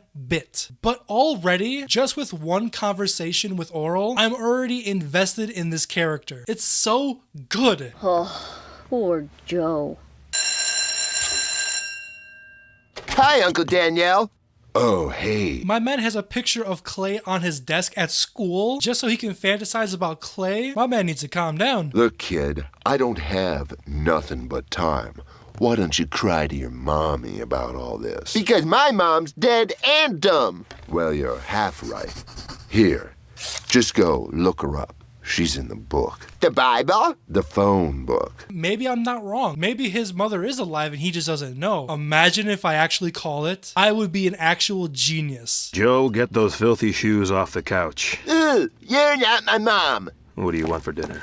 Why? Are you my mom? Who is this character? Has this character been in the show before? I swear I would have noticed this character. Not trying to get myself canceled here, but I would have noticed a transgender person in this show. Especially if they're the only transgender person in the town, I would have noticed. But then again, I don't know if this person is actually transgender. They could be a woman just with a low voice. I have no clue. Don't tell me what to do. You're not my mom. Ooh. I know that.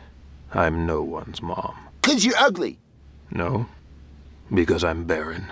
Then why aren't you married? That could be because I'm ugly. Or because you have an ugly voice. Could also be that. So don't tell me what to do. Okay. You can't tell me anything. Another very sad individual in this show. Anyone in the comments know what that means? Being barren? I have no clue at all. It seems like she is an older sister, trying to fill in that mother role, because clearly the father can't do anything. Actually, now I'm confused. I'm pretty sure Joe's like 10 years old or 12, but the father is like really old.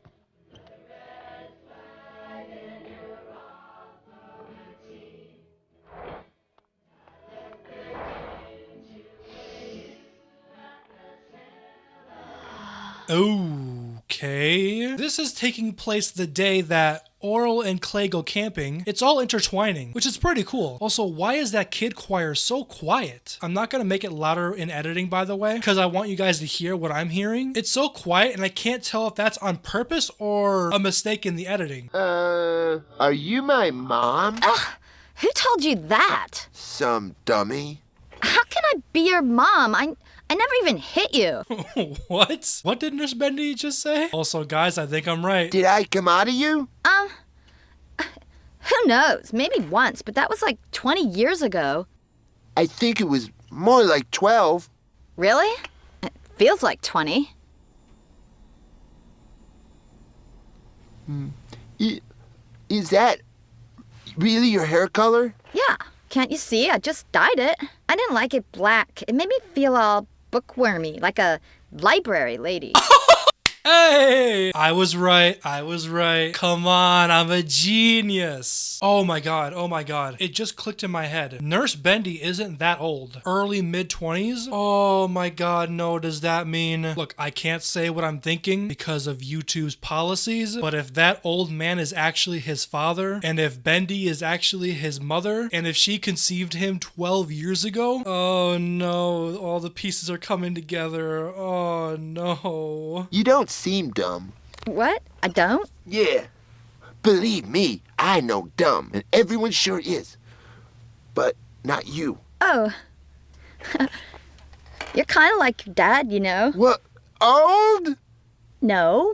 Thinking I'm all smart and everything. Well, At least he used to say things like I wasn't dumb and stuff that one night. Oh, fuck, man. Why does it seem like every adult male in this town are a big pile of shit? Okay, this is where I do all my living and breathing and junk. Hey, it looks like a little girl's bedroom. Oh, that's just because of all the toys. I eat adult candy, though. Take one. You're young like me, so you must be my mom. I mean, why couldn't you just live with us? This candy's good.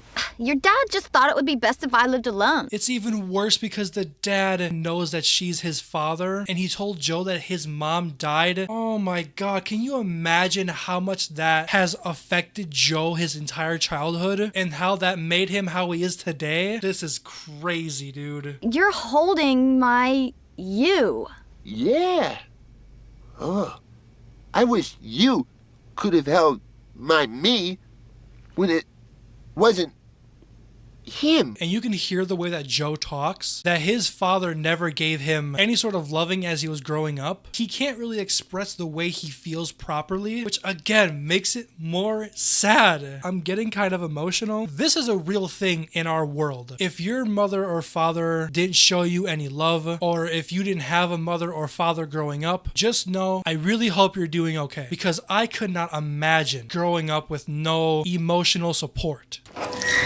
Look, Joe, I made your favorite dessert, ice cream candy cookie cake. You're not my mom. Why didn't you tell me my mom was alive? Because she's not. I talked to her. That's impossible. She died in childbirth. You old stupid. Oh my god, he's beating the shit out of his dad. I want to feel bad that an old man who can't even walk is getting his ass kicked by his son. I ain't no snitch. He doesn't remember, Joe. He's getting old. He was always old. Well then, he's getting old.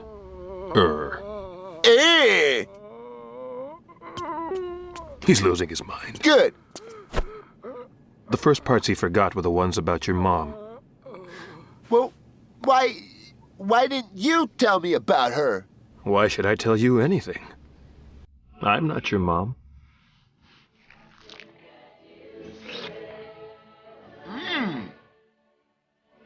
That's not a fucking reason to not tell your brother that his biological mother is alive. Is Nurse Bendy starting to emotionally mature? Ooh, character progression. I love to see it. A fair shot, Orel. Okay. This is the first time since season 3 has started that we've seen Orel and Clay after the camping trip. Oh man, just please give us one episode that is centered around Orel that takes place after the camping trip. Please. That's all I want. I'm kind of hoping now that you could work the way Sonny used to. Oh, like this? No, like this. Bleh.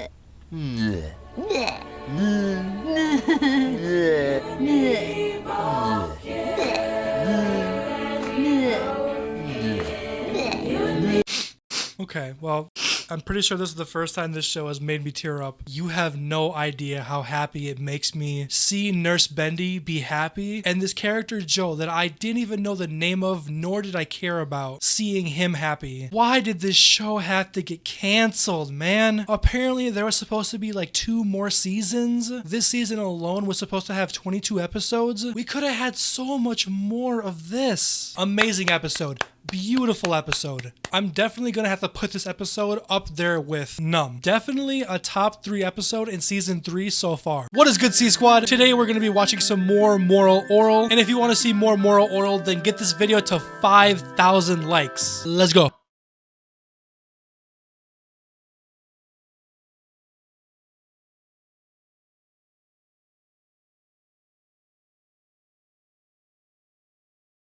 There is absolutely no music at all. I thought I had it on mute. It's just no sound at all.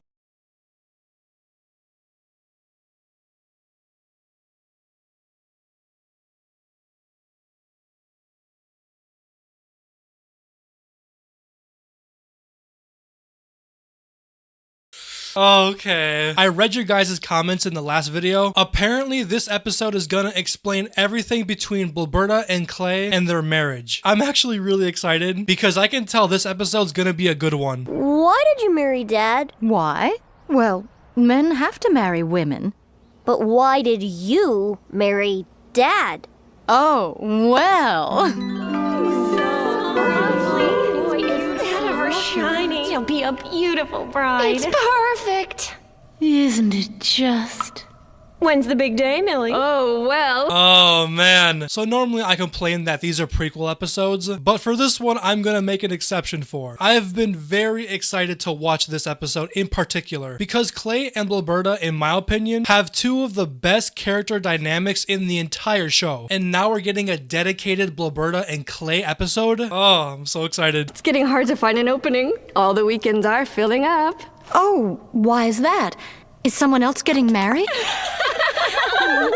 Oh. See, I've always defended Blberta. Even though Blberta isn't really a great parent either, she's nowhere near as bad as Clay, and Blberta has shown throughout the show that she actually does care about Orel. I don't know about Shapey, so already my guess is that Blberta is jealous of her friends getting married. I also have to keep in mind that Morrilton is a deeply religious town, and I'm assuming if you don't get married right away, you're probably looked down upon. I didn't get a sign, Fran. Last one to spurn, first one to burn. Finish this slogan. Unbridled free thinking leads to... Free thinking? Is that even a word? 2 words. Come on! Unbridled free thinking leads to... Me stinking! Excellent, Millie Spray Booth. Poignant and specific. You can tell that if you're not married at a young age, you are looked down upon. I'm actually curious, does anyone in the comments know that in deeply religious towns like Morrilton, is it a sin to not get married at a young age? Or is it just looked down upon? I'm just curious. Looks like someone is going to make Coach Fakey a very proud husband. And someone isn't. Oh, that's a nice little Easter egg there. Coach Fakey is Principal Fakey, and we know as the viewer that Principal Fakey constantly cheats on his wife with Nurse Bendy. Here comes the bride, joyful in stride, straight to her master. I'm surprised at you. It wasn't I, Mother. Mom, that was me, singing, along with the family. Your older sister has perfect pitch. I know. Oh, please. Nobody's perfect.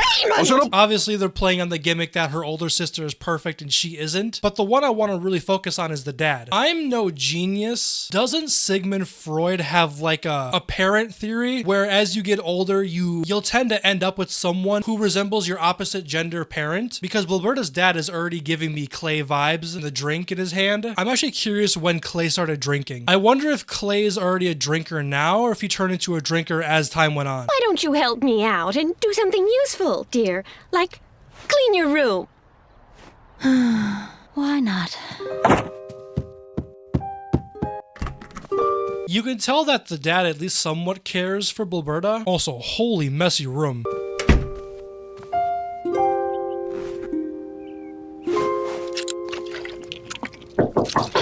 Wait, what? Don't tell me Blberta's a fucking drinker. I don't think we've ever seen Blberta drink in the show. Unless Clay's drinking made Blberta stop drinking? This is interesting. I thought that maybe you can use some me. Do not shut up. Yes.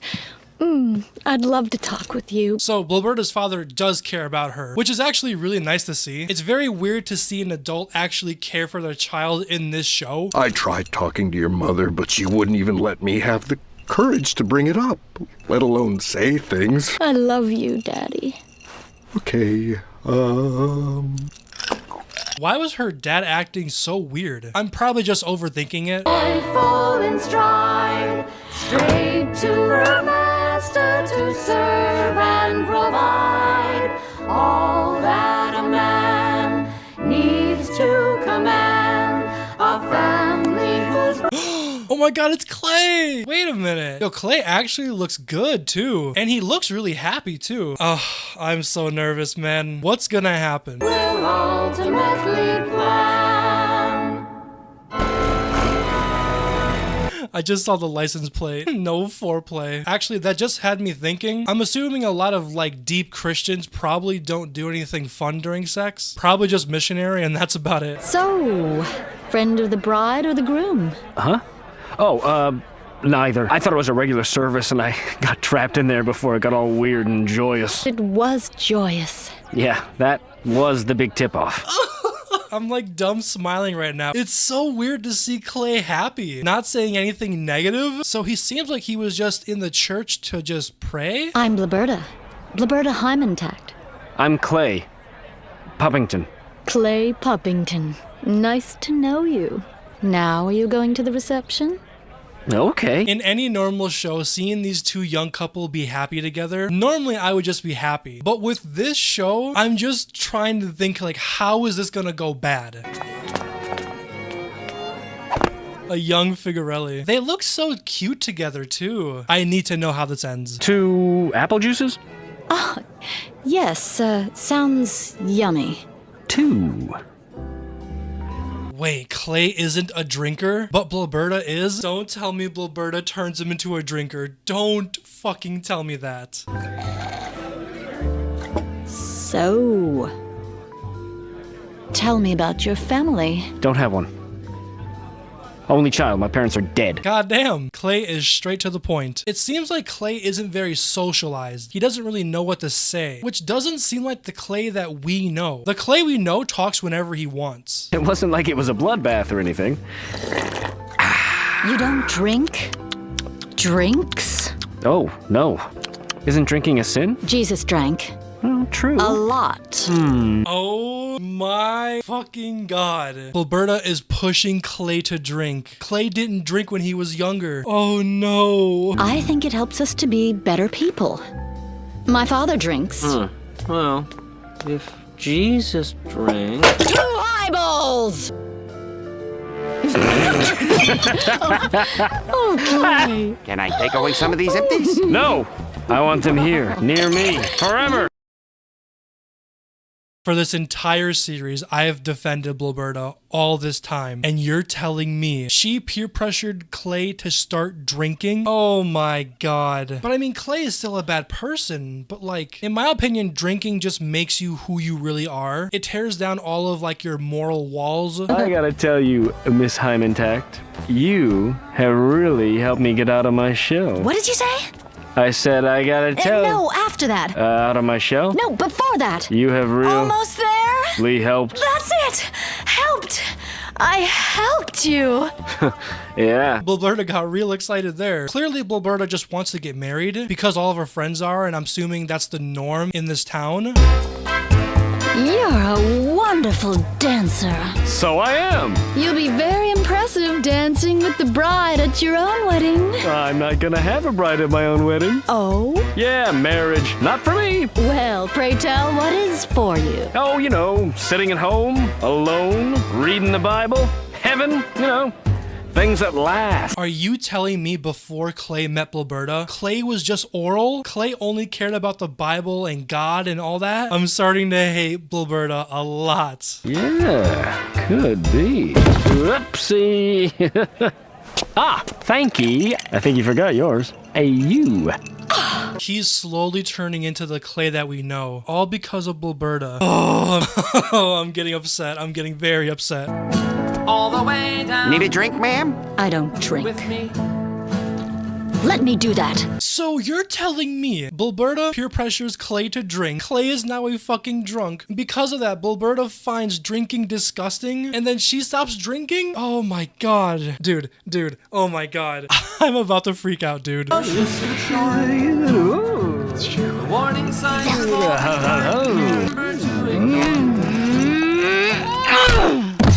God damn, Blaberta. That was a mean right hook. What happened? You fell. I did? What? How long ago? Hours and hours. The reception's long over. Sun's coming up. Oh, you're so good to me. Yes. I don't know how to thank you or apologize. You could marry me. Marry? Yes. It seems all I've been doing since I met you is help and help. Oh no. Blibberta's gonna fucking guilt Clay into marrying her? Oh, hell no. Fine. Ow, ow, ow. Oh, wait. Oh, that hurt. I don't like that feeling. Do you like this? Yeah. Oh, you're so cold. Well, I get no circulation in my hands. That's nice. See? I help. You need me around to help. Help. Blibberta, Yes, Clay?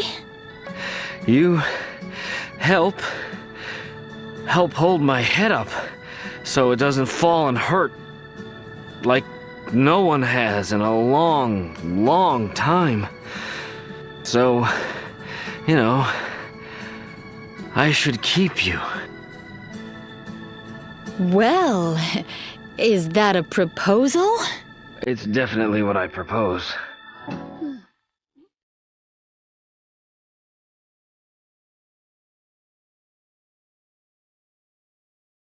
Oh my god, the deafening silence just hit me. That kind of deafening silence is super loud. I know that doesn't make any sense, but trust me, it does.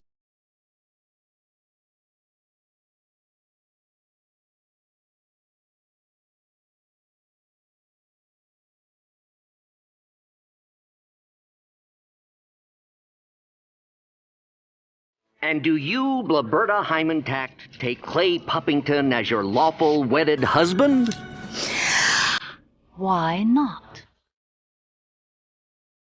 Oh my god. What do you want me to say? Look, I don't completely excuse everything that Clay has done, but it all started because of Blibberta?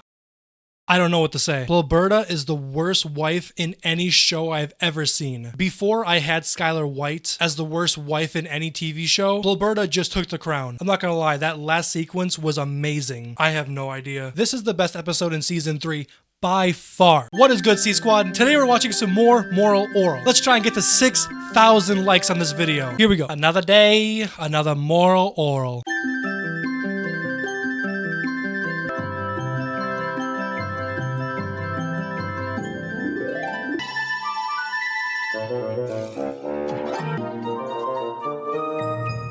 So now we've gone back to the normal happy intro, with the happy music and Orel being in the intro, saying hi to God. I'm curious if this episode is going to be more lighthearted since last episode was pretty damn sad. It looks like a pistol. It's not just a pistol, my young man. My old gunny here used to be my father's. Can this show please stop? Stop showing me the scenes that lead up to the camping trip. It hurts me because all I want to see is how Orel behaves after the camping trip and how Orel behaves towards his dad. Also, sorry if I sound congested. I live in Wisconsin and it's really cold right now. Also, does this guy have a golden Glock? I completely forgot how many guns Clay has on his wall. Man has a scythe. For years, it's been a grand Puppington tradition that the head of the household would hand off old Gunny to his firstborn son.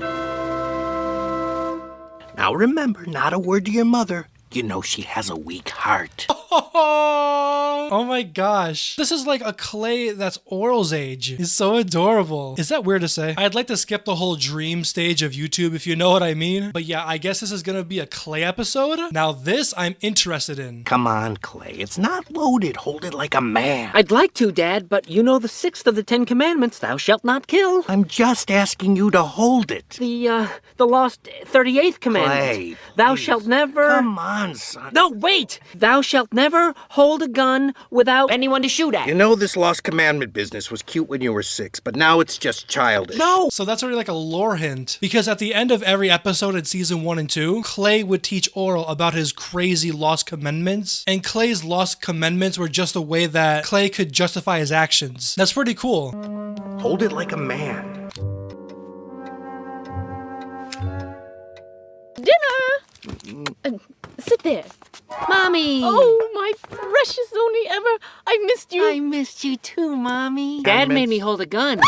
Angela, remember your heart. How you? This is very intriguing. I always thought that Clay's mother and father hated him. So far, it seems like his parents actually love him, especially his mom. So that begs the question, what happened? How did Clay turn into Clay? Sit down, sweetness. Sit down, my baby. Do you know how old your baby is? Of course, he's 147 months. He's 12 years old. And 3 months? Now that I think about it, that actually explains a lot. Because last episode we saw that Clay didn't know how to talk to Blberta, how to talk to women. I'm done.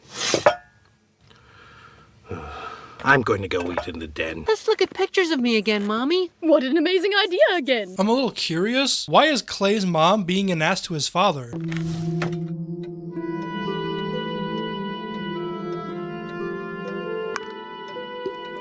I was so cute. Was that 3 weeks ago already? My, how time flies. Can we start from the beginning, Mommy? Oh, yes, of course. You see these pages here, they have pictures from before you were born. Just you and Dad, you mean? Yes, and others. You never met them. Why not? Are they dead? We don't talk like that, dear. So obviously Clay's parents used to love each other. Why is she so hell-bent on not bringing up the past? My guess is that some mothers, when they have kids, they get super attached to the kid, because isn't that like a natural mother's instinct? But some mothers might be too attached. Also, I'm guessing she might have had miscarriages, which is why she might not want to think about the past. Well, that's just you pregnant with me. I'm not pregnant with you. Oh, you're just fat. No, that's your oldest brother, Clark. Mommy, I don't have a brother. I'm your precious only ever.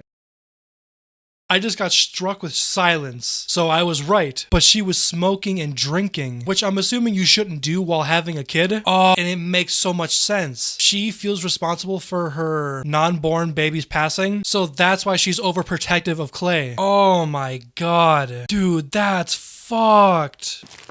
How about here? Are you pregnant with me? That's your sister, Clarissa. My sister? Well, your oldest sister. How many sisters were there? Clementine, Clara, Clarice, Clea. Jeepers. So counting Clark and Clarissa, that makes 6. Oh, well, there's also Clancy, Clarence, Clinton, and Klondike with a C, your brothers. I have 10 siblings? Had. Oh my god, I don't know what to say. But why does she hate her husband then? Clearly it's her fault for drinking and smoking. I need to know. Only God could explain why you stayed here with me and your brothers and sisters didn't. Do you know I didn't even smoke? Imagine being that preoccupied that you forget to light up a cigarette every once in a while. And I was so steeped in all my prayers that I couldn't even force down a highball. And of course, with everything that was going on through my mind, I never had time to horseback ride or go on a roller coaster. And that trampoline out back, it practically went to waste. Oh, dude. I was supposed to have a brother and sister as well. They sadly never made it. I'm actually so sad. If any of you have ever had to go through a miscarriage in any sort of way, I am so sorry. Obviously, Clay's mom had a miscarriage because she was drinking and smoking, but you can have a miscarriage, I'm pretty sure, by just it happening. That's so sad. You lied to me. No. You lied to me, Mommy. I am not going to be your precious only living ever anymore. No, Clarence, I mean Clay. Wait. No. Oh, God. Clay! What the fuck just happened? Hold on. This doesn't make any sense. Clay isn't dead though. Did Clay try to attempt Sudoku but failed? I don't get it. This episode just went from 0 to 100 really freaking quick. I'll call an ambulance. Oh, I thought you said it wasn't low. Oh. Dead? Don't you say that word. I just ended your word. What happened? I don't know. It was a mistake. There are no mistakes, only evil and miracles. Take me. Take me. Let this pass from my son unto me. Please, Lord, take. Open your eyes. Oh my god, Clay faked it. I was so confused. I understand Clay is 12 years old, but why would he do that? Look, as long as Clay is okay and everything's fine. What? I didn't do anything. Look at him. He's fine. Clay, my precious only living ever. Mommy. God has passed it to No. me. Hooray. I'm coming, Lord. No. What? Angela, no. Wait. What the fuck just happened? What the fuck just happened? She was in heaven before we got here. No, there is no heaven. What? Stop. Are you telling me Clay's mom just died because she had a cardiac arrest? Her husband did mention she had a weak heart. I think we're finally gonna figure out why Clay is Clay. I don't need any more of your leftovers. You'll go to hell for saying there's no heaven. You're not even worth it. Not worth it? Thank you. Now can you pass me the ketchup you killed your mother with? Now am I worth it?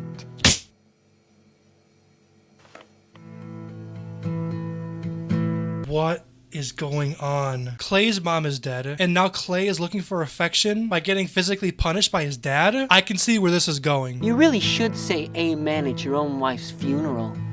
Joseph's brothers sold some tiger balm into his... My mom wouldn't want you to cover her cross with your flowers. Lord, please forgive my father, who is ungrateful for the food you put on his table.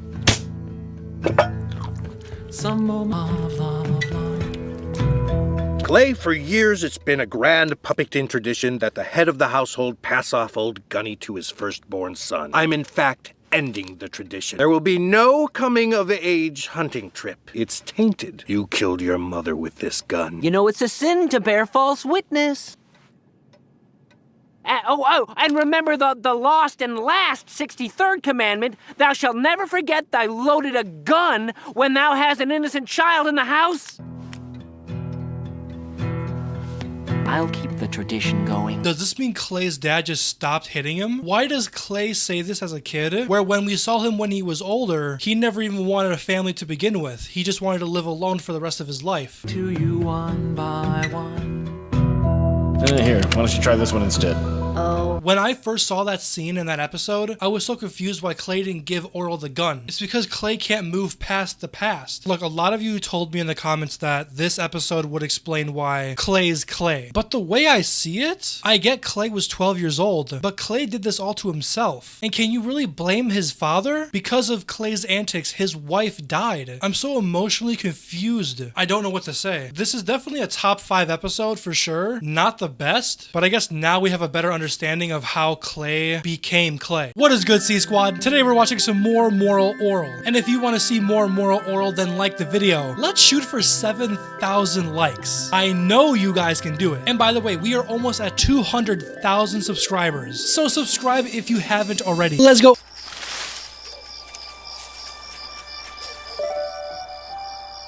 I didn't think you'd come here. I almost didn't. Oh, I forgot her name. What was her name? Was it Stephanie? No, that's the tattoo girl. I really hope this is gonna be an Orel-centered episode with Orel and his girl. That would be very sweet. But I like Christina.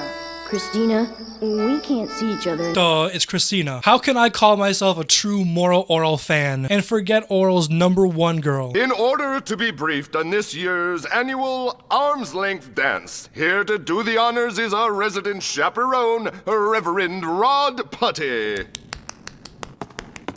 Orel, sit down. Next Friday, the arm's length dance will yet again give the student body a chance to get dangerously close to each other's opposite sex. I'm very surprised a very religious town like this even has dances like that, or as they call it, an arm's length dance. I never went to prom because I was a loser in high school. Don't think you can pull the wool over my eyes. Who cares about opposite sex? I like girls. Huh? Oh. What? That was so random. I don't know how long ago this was, but Reverend Putty looks the exact same. But that's Stephanie. And this random girl, she looks familiar. Is that Doey's mom? She looks familiar. Also, Stephanie really liked that kiss. Hey, Stephanie, we should go to the dance together. Really? Yeah, we'll kiss like that in front of Reverend Putty. Okie doke. Oh, that's so sweet. I don't think I've ever seen Stephanie genuinely happy. Also, I'm curious if Stephanie knows that Reverend Putty is her dad at this point, because it looks like it was a while ago, but not like too long ago. Boy, Stephanie, This part-time job is really gonna help me out in buying that cool new first aid kit for me and my dad's hunting trip. Well, hopefully you won't have to use it, Orel. This takes place before the camping trip, which I'm pretty sure we all knew that was going to be the case. That's so sweet. Orel bought the first aid kit for the animals and not even himself. So far, this episode has a very lighthearted feel. I think we need an episode like this where it's just pure happiness. But of course, we all know that's not going to last. Who are you? It's me, Orel Puppington. I'm your son Doey's best friend. What are you doing here? Oh, yeah. So yeah, it is Doey's mom. The gears are already turning in my head. Since Doey's mom is with Doey's dad, and in the flashback we saw that she kissed Stephanie, I already have a bad feeling about this. I'm just helping Stephanie here organize all this wrongful merchandise. Don't you mean orgasm nice? I don't think so. Oh, did she just give herself a fucking tongue piercing? I don't know what she just did, but it seemed like it'd be very painful for the average person. Clearly something happened between Stephanie and Doey's mom. Also, sorry if I sound congested. I have a little bit of a sickness going on. Also, I forgot how much I hated Doey's parents because they don't take care of Doey and instead they relive their high school years. I'm very happy that I was bullied in high school because I don't see high school as my peak. If anything, as I've gotten older, I've been happier and happier. Sorry for yapping about my own personal life. Hey, Stephanie, making more useless holes in your body? Weren't you born with enough of those? Nappy, come back. And it was to your own question, too. Hi, Kim. Stephanie, it's you. I want to punch these fucking losers. Obviously, them reminiscing about their high school peak is a little over excessive for the show's sake. I've never seen people this bad, but oh my god. All I will say is that if high school was your peak, and if you've been out of high school for many years now, stop thinking about high school and try to make your life better. Please. What do you guys need? You know, some fun, married couple kind of stuff. Why don't you help me out a little more with that one? Ooh, how about a romantic jump rope? I don't even think they make those. Okay, you gotta have bubble gum that's shaped like a dirty joke, right? I mean, you just gotta. I can't even picture that. This place really stinks. Working on it. Come on, let's just go play doctor. It kind of looks like you might medically have a tummy ache right around your second base area. Just the way they talk. It's like they haven't even grown up. Like, it's one thing to reminisce about your high school years, but they haven't even, like, mentally matured. By the way, fun little side story. I've been in a sex shop once, and let me just tell you, it smells amazing in there. If any of you have ever worked in or been inside a sex shop, you'll agree with me. Bye, close face. You sure are adding a lot of piercings lately. Are you feeling okay? Oh yeah, Orel. I'm fine. Did she just fucking give herself a piercing in her stomach? Like, it wasn't even like a belly button piercing. It was just like, it was like right here, it seems like. Also, I have to ask, since I noticed this, what is this person doing in this little room? Please don't tell me he's tugging his Johnson. Hey, put that guitar away and let's practice what we're gonna do when we see Reverend Buddy. You mean kiss? Out of all the instruments that I thought Stephanie would be able to play, the guitar was the last thing. By the way, if any of my viewers are musically inclined, aka you know how to play an instrument, I am very jealous. I'm not very musically talented. I've always wanted to learn how to play the tuba when I was younger. I was just never good at it, which was sad. Not only was I a loser in high school, I couldn't even be part of the school band. Oh, whoa, hi, what's your name? I'm Kim, and you're being silly? No, I know Kim.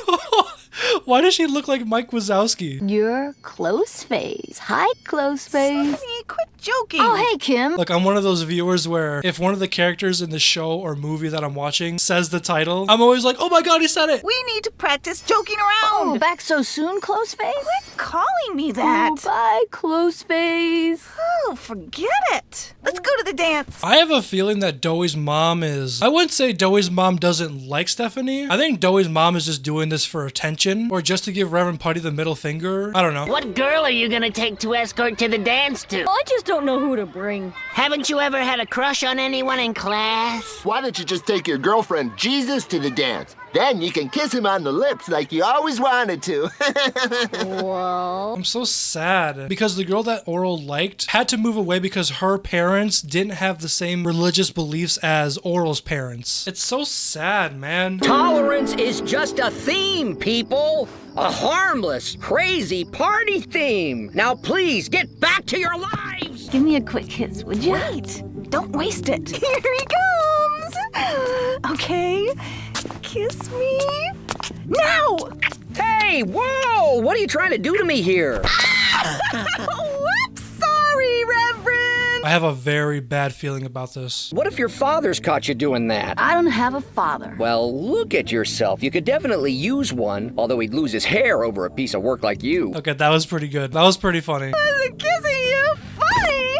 Funny? Oh, don't be such a funny nutty. I think it would be nice to kiss you sincerely. You have a weird sense of humor. It's not a sense of humor. Kiss me! Oh, What's so funny? Carl's face! you really got me. Do it again. Do it again. Stop it! Yeah, please stop. I can't breathe. Oh, I know. It really hurts to see that. Most of my life, what I've gone through in terms of relationships, I've had things like that happen to me. I was never an attractive person, and I've always gotten taken advantage of. I'm sorry, I'm sorry. I know I'm talking about myself a lot in this episode, but this episode truly is hitting close to home. I know I've been bothering you a lot lately, but this time I'm worried about a friend of mine. I thought maybe you could give her a freebie. Just this once. It would sort of help me if you helped her, because then she could help me and then I could help her. I'm sure you can follow that being all-knowing and everything. I think she's kind of lost because she never had anyone special to take to the arm's length dance. Bringing someone special to that is important for her happiness, and maybe even mine. Orel is so sweet. Even though he hasn't found his own person to dance with, he's more worried about Stephanie than he is himself. That's why Orel is just the best character ever. And that's also why I resonate with Orel quite a lot. I'm the same way in the sense that I want what's best for everybody. For everyone that's watching, I want what's best for you. I want every single one of you to succeed. Like, for example, all the people that always made fun of me in high school, now that I have matured, I hope those people who made fun of me are living their best life. When I think about it now, yes, it hurts. And now that I'm older, I'm able to see past it. Again, I'm sorry for talking so much about my own life. If you're still watching, thank you. I appreciate it. Christina, of course! There is a special person in my life. Except, I'm not supposed to like her because she's different than me.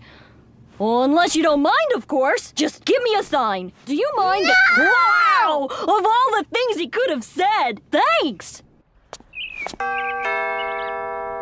Hi. Hi. I'm sorry, I thought Christina moved far away. I'm assuming she just moved across town or something? My bad, I'm sorry. Shall I get shapy? I suppose. But I don't have block, and that wouldn't be a fair trade. I guess I'll have to come back. Okay. Oh, dude, it makes me so happy seeing Orel happy. Although this episode has been pretty sad, especially for Stephanie, but seeing Orel happy, it puts my soul in the right place. Oh, wait. That's not right.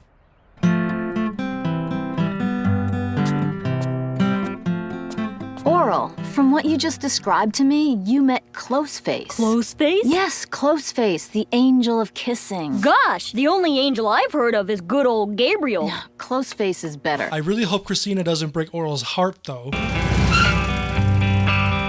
There's a blurry at the end of my nose. And maybe I don't know where she goes. That crazy Closeface. I'm sorry? Isn't that kidnapping? Because I know Christina's dad didn't give her permission. We'll let it slide. Like you, but her eyes are bigger, and there's not always two. Integration is just a theme, people.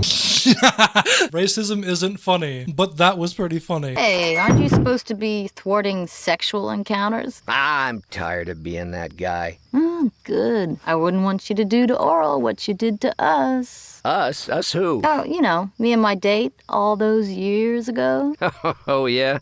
I don't remember. Must not have been anything too worth. Sounds like you got a leak there, Reverend. You! Ah, you remember. Well, don't worry. Nothing came of it. I just hope Orel has better luck with love than I did. Are you kidding me? You can't compare you and her to Orel and his little Orelette. Why? Because we're two girls and tolerance is only a pretend theme? No, because she never cared about you.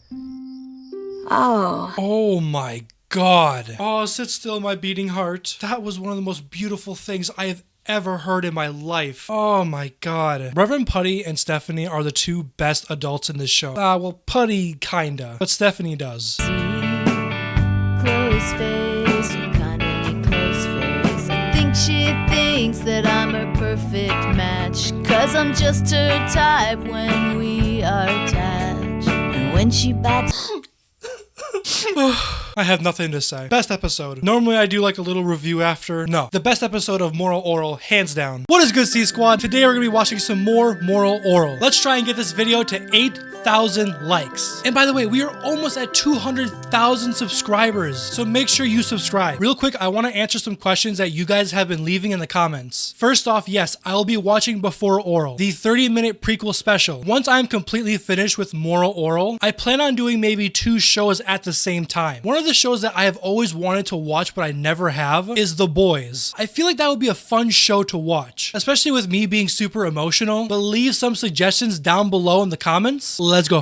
For remember the spooky story of Lazarus. He did not reject Jesus' gift of life back from the dead and say, "Oh Lord, you are a weirdo, your gift is boring, why don't you just take a hike?" This episode in particular really intrigues me because with almost every episode in season 3 so far, you guys have kind of hyped them up. Like normally in the comments you guys will be like, oh, get ready for next episode. Nobody in the comments has talked about this episode at all. This episode might be one of those low-key good episodes, you know? By the way, sorry if I look tired. I just started playing a game called Pal World, and oh my god, is it amazing. Tempestuous zeal up on that pulpit. Ow, my arm. Sweet heavens, I'm so sorry. Hi, Daddy. What are you doing here? Patrolling. What was he doing? Wait a minute, what the hell was he just doing? Was he looking through a keyhole? Why? Normally I get the background jokes. I don't understand why he was looking through the keyhole. Huh? Criminal behavior. Now that I thought about it, this character is like a very obscure character. I'm assuming that this is the character that the episode's based around. I don't even know her name. My hair is so messy and so long. Hi, excuse me. I noticed you have a child. Me too. Can we sit together so they can talk to each other and not us? Oh, Tina, talk to that other one. Ooh, that looks yucky. Mom! Oh, I never get to have an adult conversation with an adult. Oh, I don't know where I put it all. Anyway, my husband's in the trophy business. You know, best this, first prize that, take a statue. Who is this character? I've seen these two characters sit next to each other in the church before, in other episodes, but like, why is the episode based around them? Well, CeeAyeJay, if you let the video play, you'll know. I know. I just like to theorize. Really good money. Of course, it's a lot of responsibility, and there's not a lot of spare time to spend with me. Go outside and play with this other child, dear. Mom, do I have to? Yes. That's my daughter. I know. I can tell the kids apart. Come on, let the adults talk now. With my husband's schedule, we could... What? What is happening outside? Is that like a callback that I don't remember? Let me think. Damn it, why do I feel like it's a callback? I see, that's why I've seen Tina with another mother. Wait a minute, this literally takes place on episode 1. Episode 1 is when Orel started the zombie apocalypse. This is literally episode 1, but from a different perspective. I feel so dumb for not noticing that. Oh, I am stuffed. I should go to the bathroom.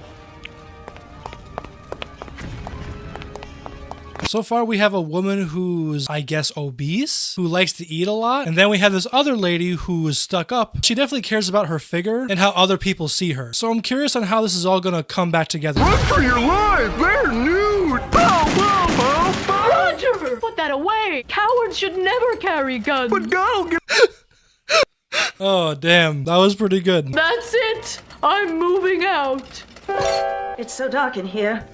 I'm cold. What? So now we're at Nurse Bendy's and the teacher's place, at these very depressing apartments. So did this pink-haired lady just move here or what? I'll just go right out and get myself another husband. Oh my God, this is so humiliating. No! Florence, please. You left Roger, not the other way around.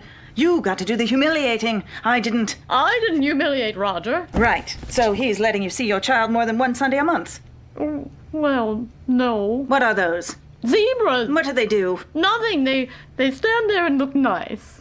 No, they don't. Okay, so now these ladies are just going through a divorce? It's been like 3.5 minutes into the episode. So much has already gone on. I'm actually lost. I've been lost before while watching an episode of Moral Orel, especially in season 3, but I feel lost but also uninterested, you know? I hate to be negative like that, but so far this episode has given me nothing to really care about.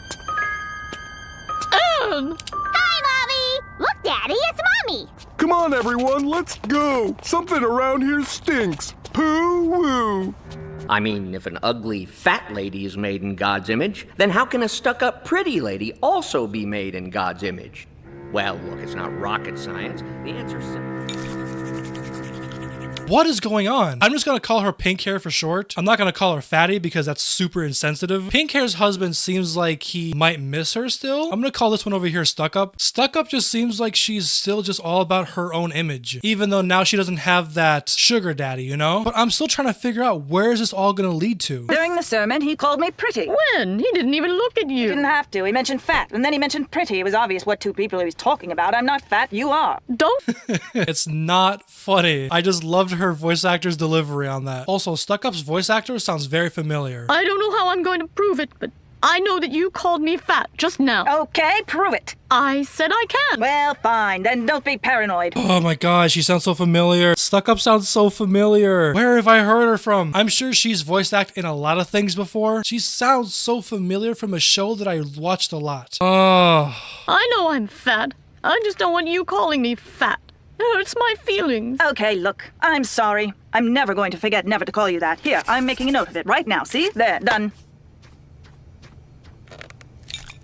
That's awful. That is a terrible thing to do to your roommate. All right, look, as someone who has been called fat many times in their life, both as a joke and people just bullying me in general, I've kind of grown numb to it. I don't know, getting called fat now is kind of just like whatever, you know? When I was younger, I cared a lot about being called fat, obviously. Now that I'm 23, turning 24 soon, I really don't care. Doesn't mean I don't want to maybe one day lose some weight, maybe go to the gym. The difference is now is that I be doing it for myself and not to make other people happy.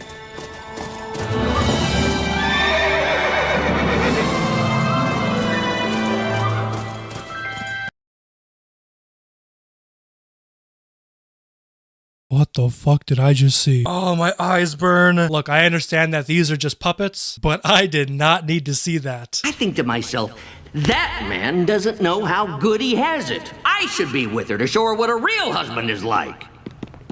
People say, but Reverend, you're not allowed to be with women anyway. What's the diff? No, I say. I'm not a Catholic priest. I'm Protestant. I play the field like anyone else, but it's hard. Women like renegades. What am I going to do? Reinvent myself? It's too late. I'm starting to see what's going on here. I don't know how to word it. I feel like Pink Hair is gonna get the wrong message, you know? Oh, there he is. I think I'll go walk by him and make his day. Plenty of sweets. I don't know how Jesus stayed so scrawny, you know? Look, it says faith. How fun for a cookie. It's not a library, ma'am. Betsy!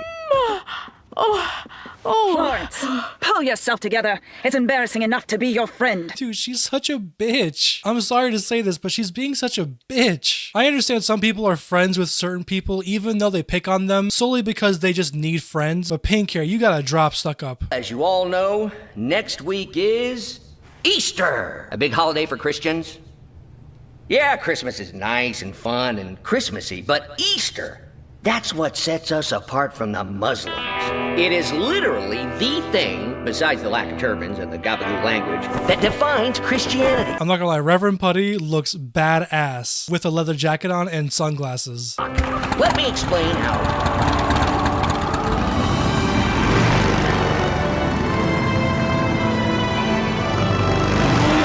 Don't worry, you're perfectly safe. I know, Reverend. Call me Rod. What the fuck is going on? This episode has derailed completely. Like, I'm getting to understand the whole premise of this episode. She's having fantasies about Reverend Putty, and she's stuck on Reverend Putty even though Reverend Putty doesn't like her at all. And obviously Stuck Up is losing all of her friends because she's stuck up. By the way, give props to the claymation team. That could not have been easy to do. Gee, Reverend, I hope next week's sermon is...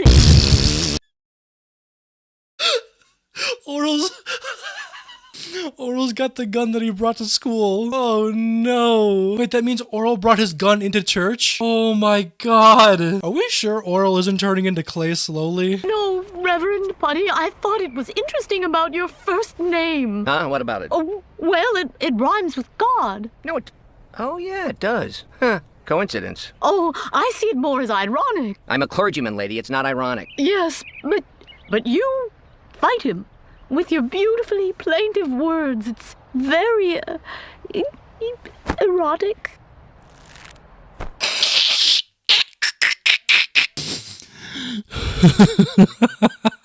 I'm sorry. Like, I know I said at the beginning of this episode that I'm damn near 24, but a dick joke will always be funny. I should enter the church now.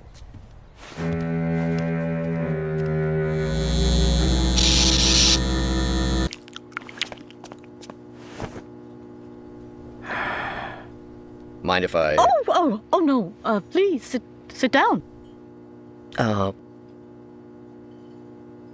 This silence is deafening. If any of you remember your first time ever going on a date with someone, that silence, you know? I remember my first time on a date, I was so nervous. I'm not saying they were on a date. I was just relating it to myself. Well, this is it. Uh-huh. Maybe I should slip into something more. Oh.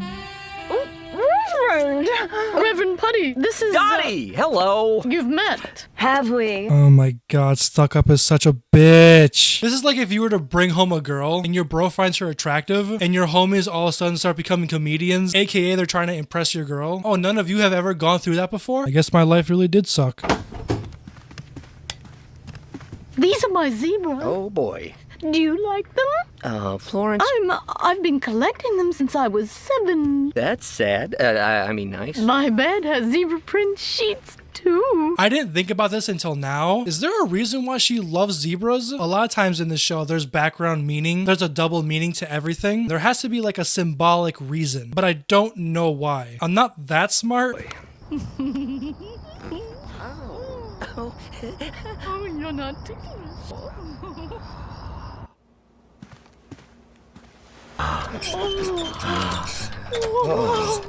Oh, God. Huh? What's a hubbub? Oh, God. Oh, God. Dottie! Oh, God, what have I done? It's okay. I understand. No, that's not what I'm talking about.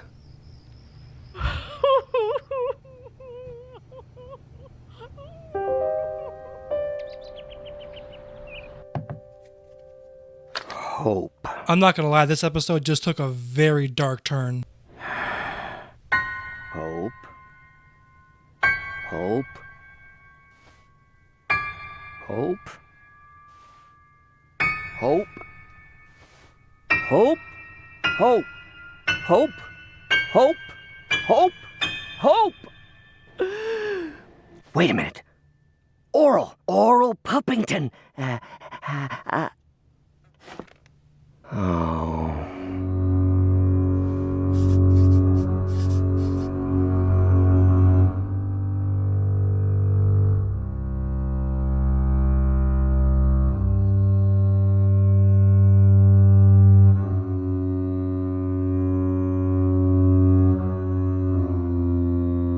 Oh my god, what an ending. That music, nobody being able to look at Reverend Putty. They all find him disgusting. Oh my god. Look, I'm not gonna say this episode was crazy or anything in terms of the Orel storyline, but as its own episode, god damn, that was good. I mean, you can't help but feel bad for Pink Hair, and it really says something that even Stuck Up couldn't look at him. Also, I'm curious where Clay is. Honestly, good episode. I am super excited for today's episode because a lot of you were saying that this episode is strictly based around older Clay. We had a Clay-based episode earlier, but it was back when he was younger. Now we're getting a Clay-based episode when he's an adult. I'm very excited. As always, if you want to see more Orel, then like the video and subscribe if you haven't. We're almost at 200,000 subscribers. Let's go.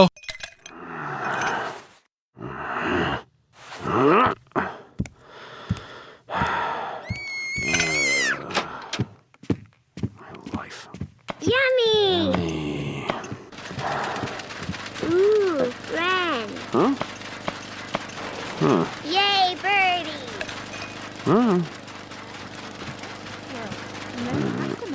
Watch. I can't begin to explain how much I love this camera angle. We rarely get first-person angles like this in most TV shows, and in a show like Moral Orel, first person is perfect. You get to see how the characters see the world. Like for example, Clay right here. All he cares about is the drink in his hand, and if you also notice, the producer purposely made his first-person frame rate lower, so he always sees the world in a haze, because he's probably drunk all the time. We'd all give birth to nothing but fairy sexuals. But why did you marry Dad? Huh? Oh, well. Why not? Well, it's just that when he drinks, he changes. Happy Easter. By the look of all your pathetic mugs, I'd say you all had as good a week as I had. By the way, last week I misinterpreted that scene in particular. It was supposed to symbolize that everyone's lives was hell for a week while Orel was gone camping. Orel's the one that gives this town meaning, joy, happiness. I did not pick up on that, so thank you. I appreciate it. Yes, unlike most YouTubers, I actually do read the comments all the time. I'm also excited because it seems like this is the first episode that's gonna take place after the camping trip. Oh, I'm so excited. Oh God! Oh God! Dottie! Yep, a humdinger. Well, if you remember... I'm not gonna lie, after last episode's whole ordeal with Reverend Putty, look, I get he's had scenes where he's a nice father and all. In my opinion, he's unredeemable. If you didn't see last episode, click right here and watch it. What Reverend Putty did last episode, it was awful. What was in the tomb when Mary Magdalene and company checked it out? Well, here's the answer. Nothing. Nothing was in the tomb. Now, usually nothing is a downer. One big goose egg. Everyone's so sad. Even Orel. Oh, dude, oh my God. I know I keep saying this, but oh my God, I'm so happy that we're finally getting an episode that follows the camping trip. Orel is not his happy self. Everyone else is openly miserable. They're not like faking a smile. Oh my God, I'm so happy. Nothing meant hope for everyone. So the next time you look and see nothing, have a little hope, will ya? For me. Amen. Reverend Putty, I agree with you that... Oh. Where did he go? Where'd he go? Oh, that's so sad. She's still all over Reverend Putty, even after what he did to her. Oh, that's so sad. That's so depressing. Also, I gotta give Orel props. If I got shot in the leg, you can bet your ass I would not be going anywhere for like a week. Orel truly loves God. Hi, Clay. What is it, a holiday, Dolly? Easter good enough for you? Oh, right. Missed you the last few days. Yeah. Took the kid on a hunting trip. Orel? He didn't kill anything, did he? Look, everything went like clockwork. We were father and son, got some fresh air, things died, came home, get off my back. Damn, Clay is a piece of shit to everybody, to every woman in Moralton. Like, usually he's pretty chill around guys, which obviously he's gay. He definitely just sees women as less than. Also, this man just slammed down 2 shots instantly. Forgetties. Clay, it's the office. Tell him it's Easter, and I'm not here. Are we finally gonna figure out Clay's job? Oh my God. That's something I've been waiting for a while. My guess is that he has a very important job. I remember him talking about legal paperwork. He has to have some sort of government official type job, right? Also, now that I thought about it, the fact that his office knew to call the bar, that is sad. Also, the bar's name is Forgetties. This whole town is just sad. Tell him they need to order more paperweights. Yeah, did you hear that? Okay. Don't look at me like that. I'm very responsible. Usually. Dolly, if I go to work today, I'm gonna kill somebody. I see. Well, at least you put in that paperweight order. It won't be enough. They never get enough. Always so much more paper than there are weights. You know how much paperwork I have? It never stops. I don't know how it happens. You start out in life as a little baby. No paperwork. Exactly, no paperwork. He definitely has a high-ranked job somewhere in government. At the very least, his job is important. We cry. Well, I guess when you have a family, that's the sacrifice you make. Sacrifice, exactly. I sacrificed. The ultimate sacrifice. My happiness. For my kids. You bet I did. You bet I did. And I'd do it again, too. I'd do it over and over again. That's my life. Over and over and over over and over and over. Look, I already knew Clay hated his life, but Clay actually acknowledging it and just being open about it just makes it that much more sad. Especially now that we know that Clay never even wanted a family to begin with. Clay was literally just like Orel, all about God, and then we learned that Blubberta is the reason why he even drinks. I'm not trying to paint a picture where Clay is not the bad guy. Obviously, Clay is grade A garbage, but the people around him have not helped him one bit. And over and over and over and over and over and over and over and over and over. Okay, Clay, I get the point. No, you don't! And over and over and over and over and over and over. Jesus Christ. Clay is literally gonna kill someone. It's over! Oh, the door! Oh.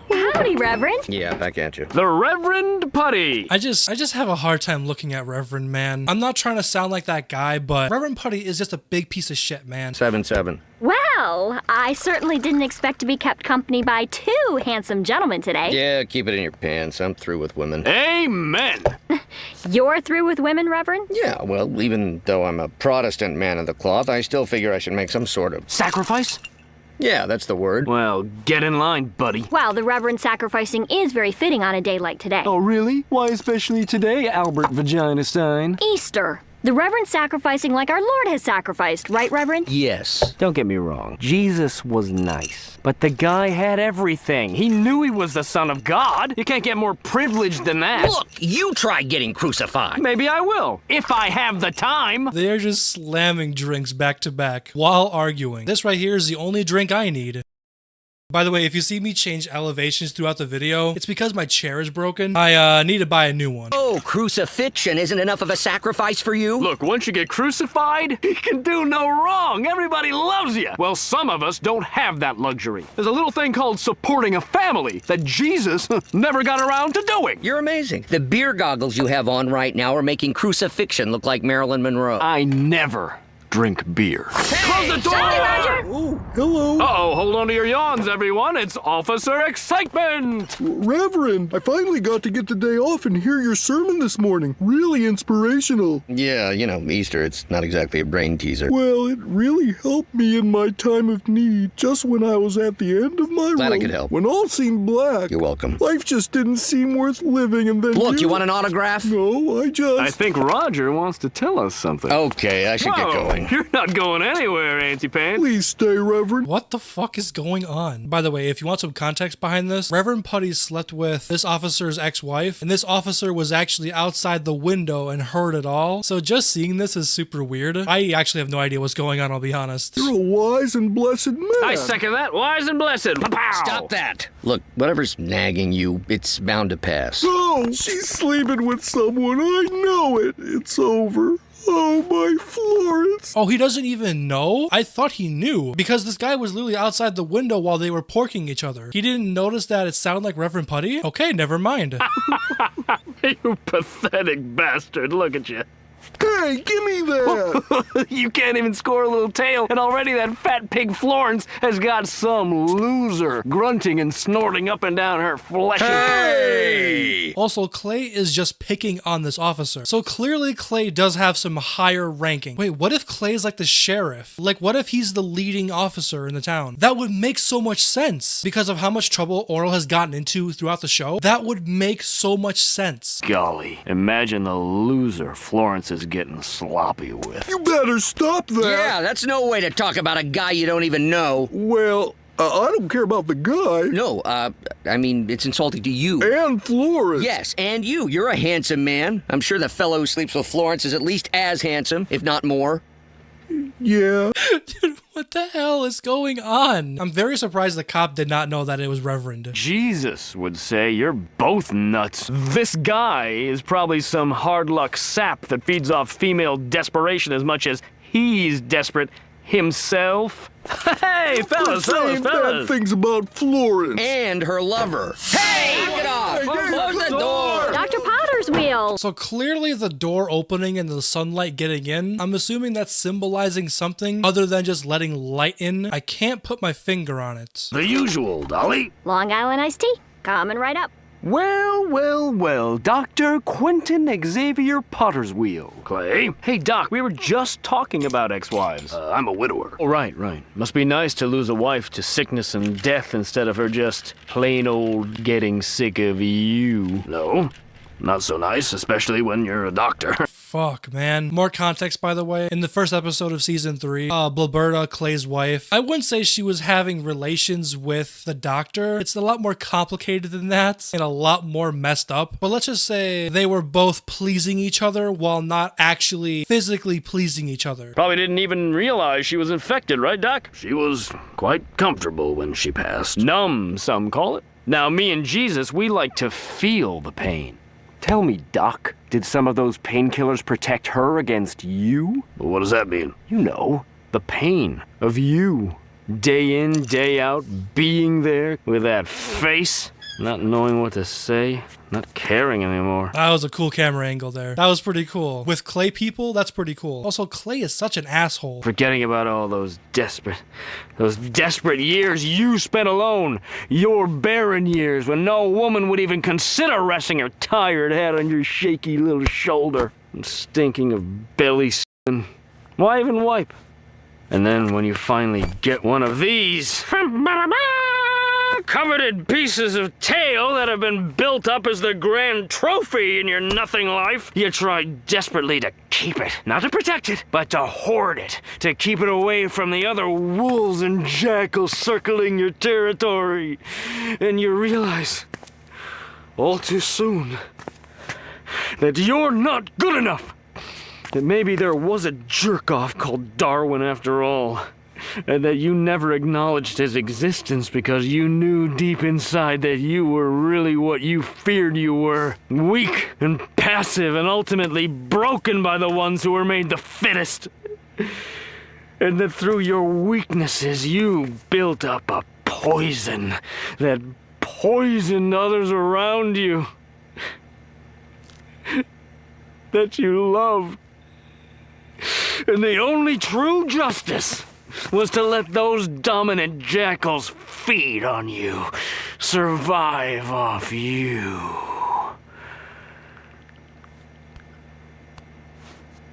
If that one gets too sweaty, I got an extra one for you. Come on, Doc. It's a nice one. Clay, maybe the doctor would like to be left alone. Oh, is that so? Well, maybe you would like to put those slutty little breasts right in my kisser. Ooh, the long arm of the law.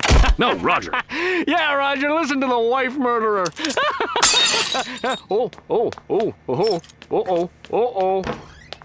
Oh, you better go too, Revs. Let the men handle this. How would your teeth like a 5-finger discount on a knuckle sandwich, Puppington? Dude, oh my god. I didn't even pause there at all because I was just so focused on Clay. So we really just heard all of what Clay has been building up. I mean, we knew Clay was never truly happy, but all of this just being laid out to us, oh man. Well, what are you waiting for? I'm waiting.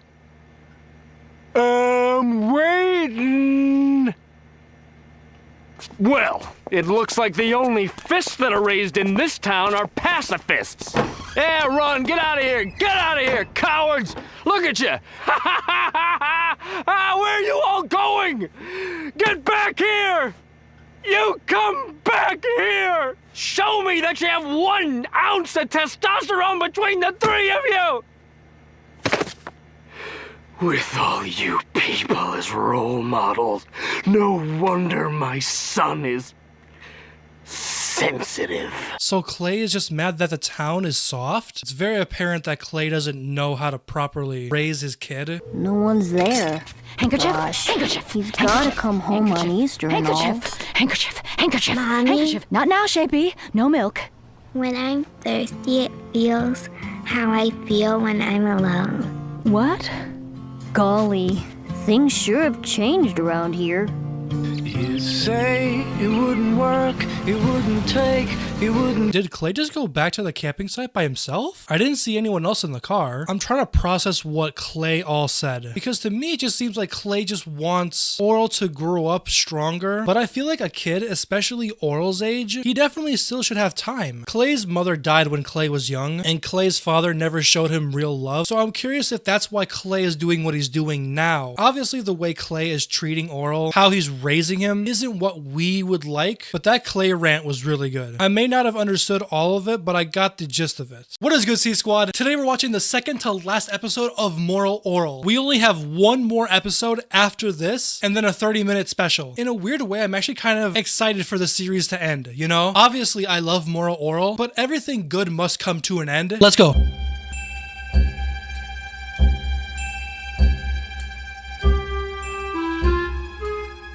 Ooh, I like this new version of the intro. It's more suspenseful. I have a feeling that something big is gonna happen this episode. Apparently, this should take place after the camping trip.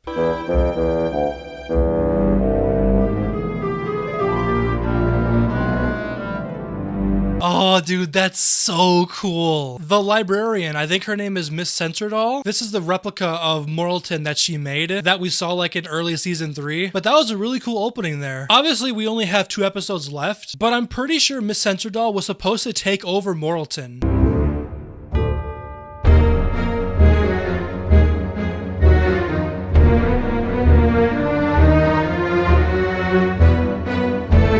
I'm sorry for pausing for this, but I am loving the orchestra. I love well-composed music. I'm a fan of like modern rap, but I'm also a fan of like older music, especially classical music. It just sounds so good. 3 months ago? Okay, so I guess we're not starting off after the camping trip, which I'm okay with. I've gotten over my whole problem with that. I wonder if this is gonna be a Clay episode or Orel episode. Stinking dead-end job. Dinner will be a tad late tonight, dear. How tad? Oh, about a half hour. I need to finish this banner. Outlaw all the eggs that come from between the legs. Oh, so this takes place when Orel was telling the town not to eat eggs because Miss Censordoll, her eggs got taken away from her, so therefore she loves eggs. I wonder why we're starting here, though. That come from between the legs. Orel, we've tried our best, young man, but it's high time we gave up. No! We just have to outlaw eggs, Miss Censordoll. They're evil. Hey, I've got an idea. I don't think you get me. I am sexually challenged, a carnally disabled human being. Sexually challenged. That's pretty funny, actually. I am also sexually challenged. What am I talking about? Officer Papermouth, I think it's about time people into not buying sinful, disgusting eggs. I can only employ police brutality when it's officially against the law. How can we make that happen? Gotta convince the mayor, son. Golly! Mr. Mayor, I'm here to suggest... Orel? Dad! What are you doing here? You're the mayor?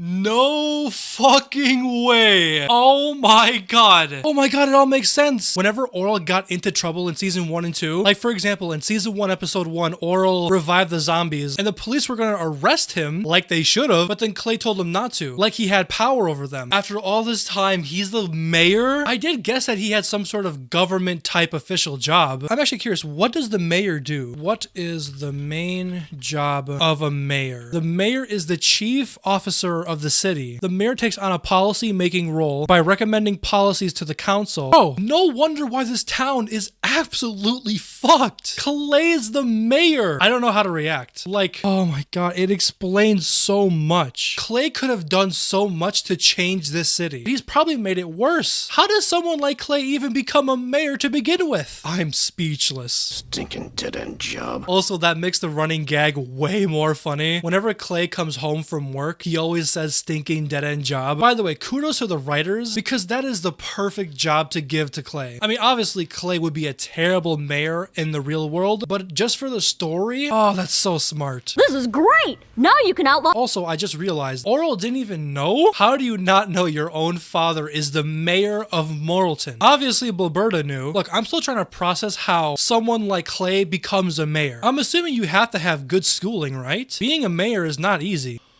Oh, that explains his artillery in his basement. He has a tunnel full of weapons. A lot of them I'm pretty sure are illegal to own. But if you're a mayor, you can do whatever you want. Oh, I'm not gonna lie, that's a great reveal. But how has Orel not known this? Now you can outlaw eggs. Whoa now, my young man. It may make me unpopular with some very important people. Like Miss Sensordoll, for one. She loves eggs. Oh yeah, I know, but she still agrees with me. I'm not so sure your Miss Sensordoll really wants eggs illegal. You see, Orel, people don't always say what's on their mind. They don't? That's silly. Oh, don't ever call it silly, son. Not saying what's on our mind is what this country's based on. That is so unbelievably true. I feel like if everybody were to say what's on their mind, things would be a lot worse because a lot of people are really sensitive, I feel like. This episode is off to an amazing start. Orel! Come on, Dad, you know they're wrong. Think about it. Think about where they come from. I mean, they practically squirt right out of that real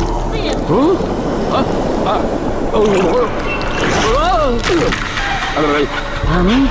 First off, that imagery was gross. But second off, what is going on? Why are eggs reminding Clay of his mother, which is now reminding Clay of his mother's death? Death? Sorry, my mouth doesn't work all the time. I mean,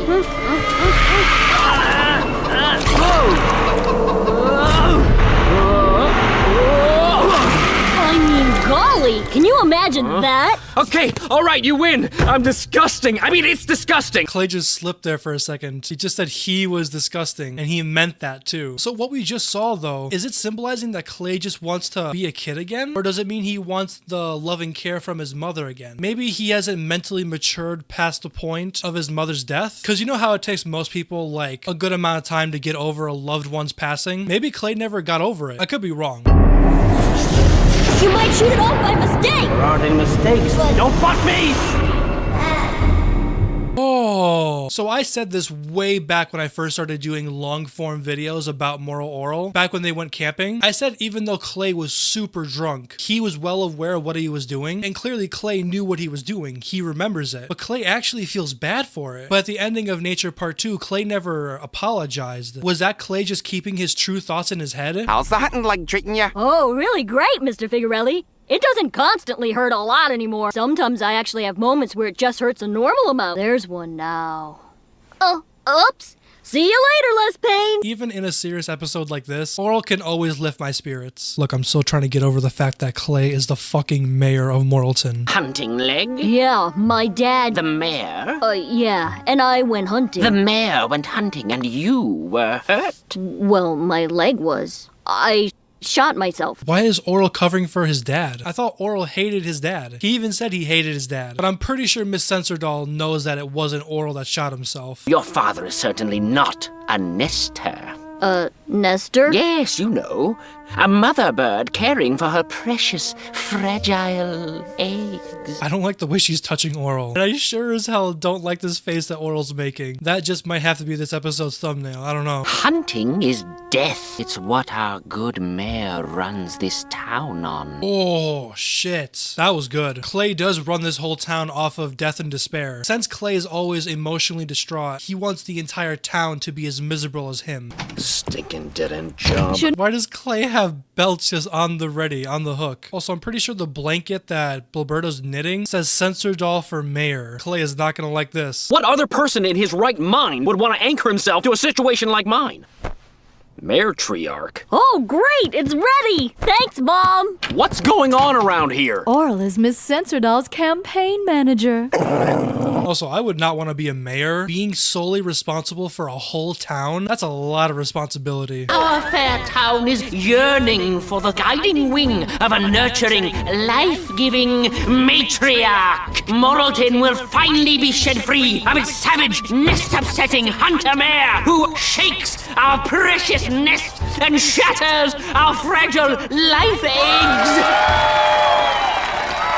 Yikes. Even though the show is showing that Sensordoll might be evil, I think she would actually be a much better mayor for this town than Clay. I'm assuming Clay doesn't do anything. I know. Meet you in your study. Here you go. Would you like one, man? Here you go. I don't know if you guys caught this, but normally Orel would gulp after being told to go to his study. He doesn't care. And just from this frame right here, Orel doesn't give a shit. Orel really has changed.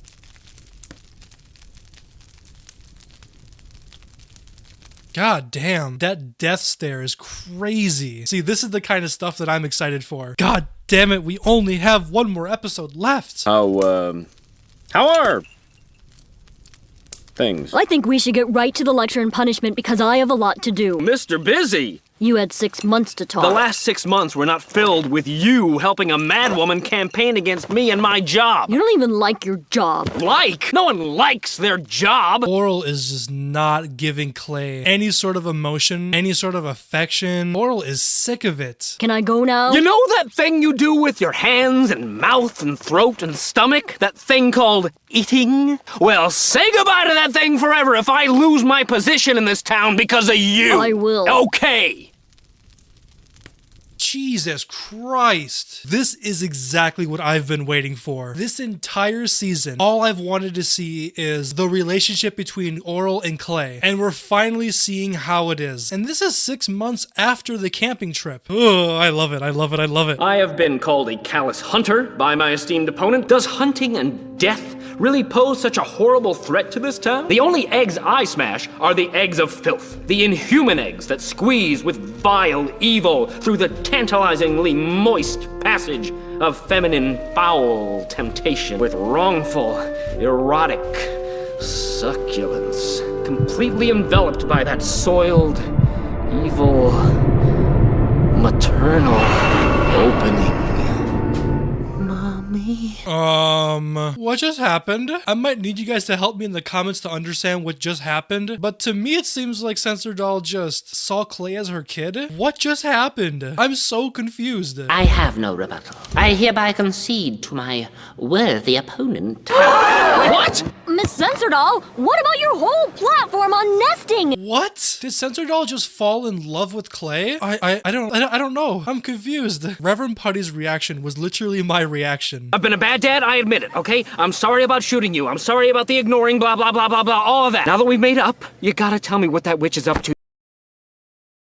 Did Clay just admit that he shot his son in front of the fucking crowd? Look, I don't know if Clay actually meant what he just said. I don't know if he actually meant that he was sorry. But look, at the very least, Clay actually admitted to it. Whether he meant it fully or not, he didn't just keep it in his head. He actually said it. We're actually seeing character progression. People just don't say what's on their mind, Dad. Don't give me that! That's my line! Well, guess it's true. Well, of course it's true! Somewhere, way down deep inside, there's an even scarier, more horribly monstrous entity.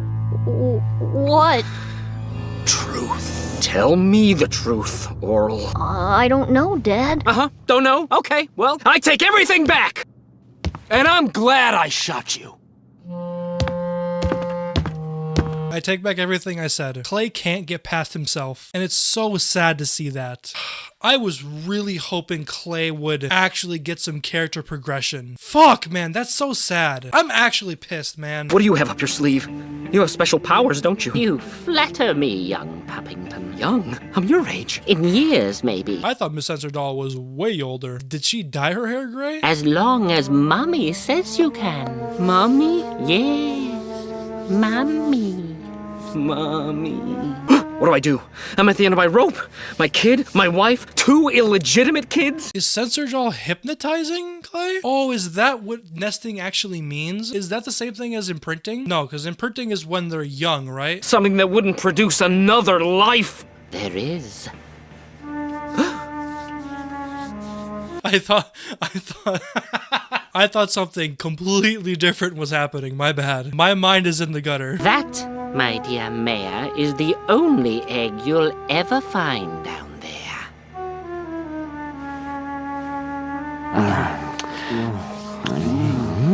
Yeah, your mommy.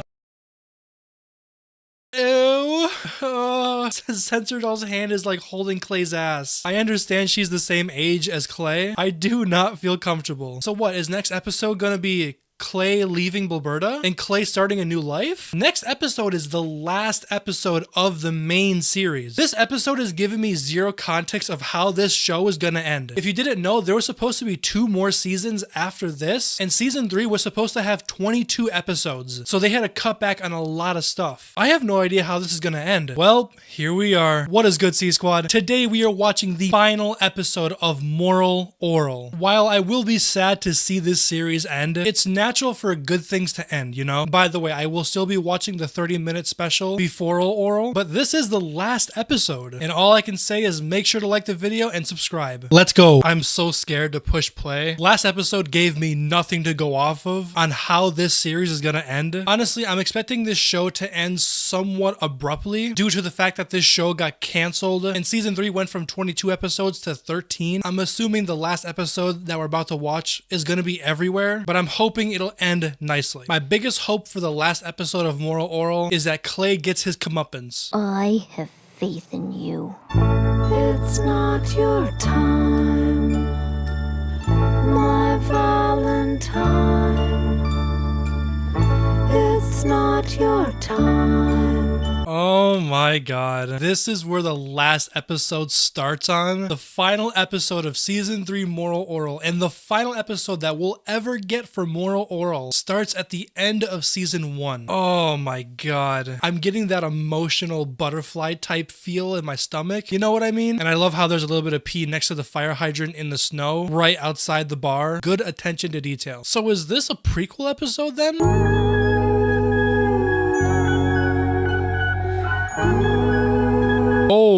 Oh shit. We just flashed through the entirety of season 2 and 3. I don't have words to describe how anxious I am, and I hope you're feeling the same way. Well, it's not— Sorry to pause for this, but that effect was cool. So it seems like we're going to the hospital? Seems to have healed nicely. It still hurts. The bone did shatter some. But it's been so long. Naturally. You'll still have to use this for the next few days. It's really nice to see that Orel is getting better physically. I couldn't imagine getting shot in the leg. And he didn't get shot in the leg with like a 9mm pistol. He got shot in the leg with a rifle, a hunting rifle. I'm not trying to claim that I'm a gun connoisseur, but I'm assuming the bullets that you use for a rifle to pierce through animal fat and muscle is probably stronger than 9mm pistol bullets. Just a few days? Yes, and then you'll be limping for the rest of your life. Oh. I was actually just gonna ask before, if you get shot in the leg and your bone shatters, like, do you ever properly heal from that? Maybe besides getting surgery, but I feel like no matter what, you would always be limping. As someone who has experience going to the doctor multiple times because of my legs, I was in football for most of my youth and my knees got really bad. And the worst part about it is it's not even his fault. It's all Clay's fault, which just adds to the fire of hatred that I have towards Clay. Also, fuck this doctor. Is your dad coming to pick you up? No, he's busy. Ooh, I can't believe you kept this from me. It's true. Shot him with my own 2 hands. We're already starting with this shit. The motherfucker is gloating to his boyfriend that he shot his son. What a mother... dude. There's so many words I want to say right now, but because of YouTube, I can't. Would have been my own one hand if Orel hadn't gotten in the way. That kid loves animals like he's St. Francis of wherever. Would have shot him with one hand? Is he referring to the fact that Orel shot his last bottle of liquor? Piece of shit. Okay, this is it. What? I got some business to attend to. I'll wait for you, buddy.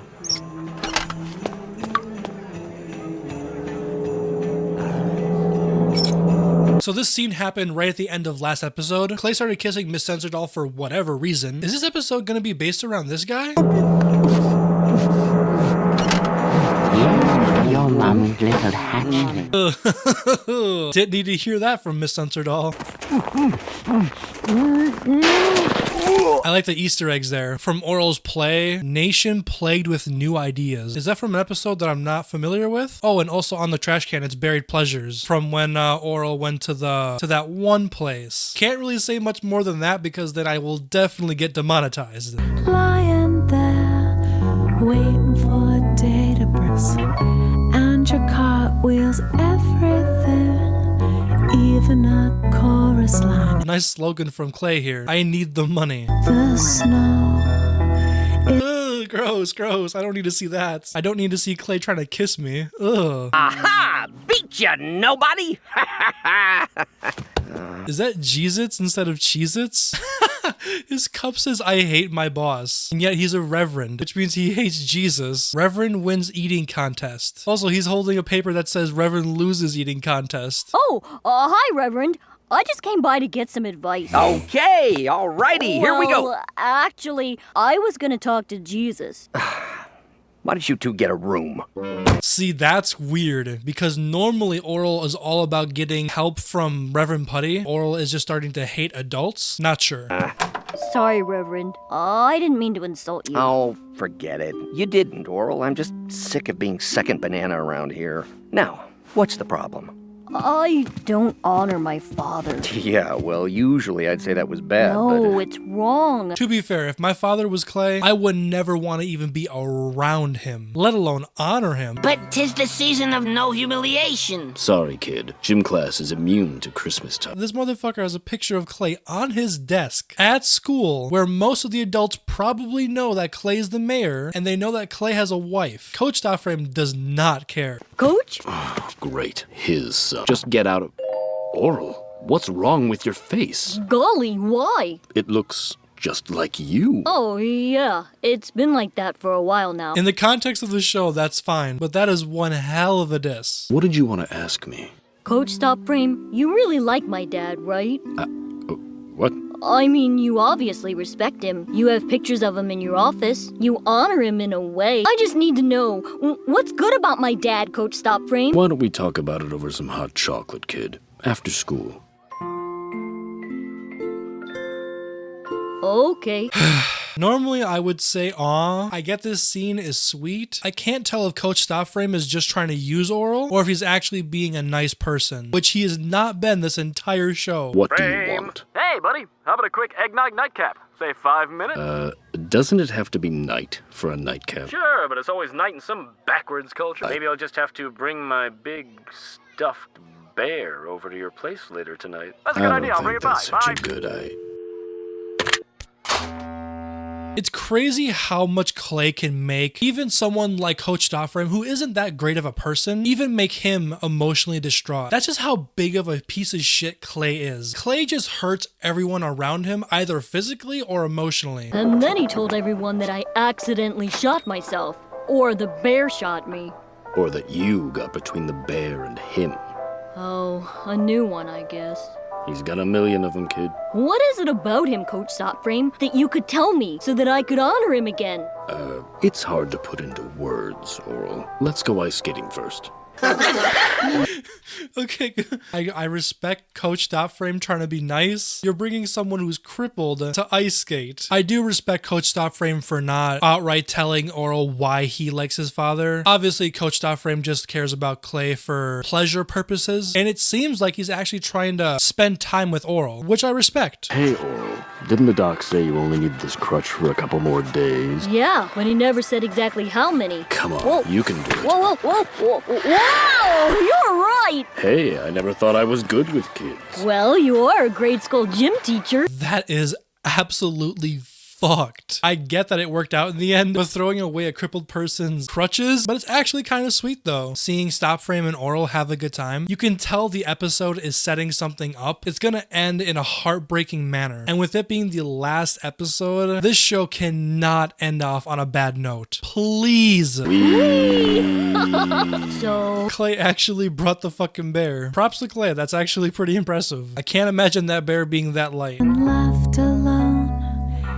Dude, it is so wholesome. Seeing Reverend Putty and Stephanie together on Christmas, that's so freaking wholesome. It sucks because my heart's starting to warm up, but I know this show is setting something up. Also, is Clay just following them or what? You sparkle so. It's not. Everyone get dressed. We're going Christmas caroling. What do you mean? Now? As a family? Cheerfully? Yes! This I've got to see. La la la la la la la la. Oh no. Clay is going to ruin this entire thing, isn't he? I'm already starting to get angry because I can see what's gonna happen. Trim, trimmy, trim.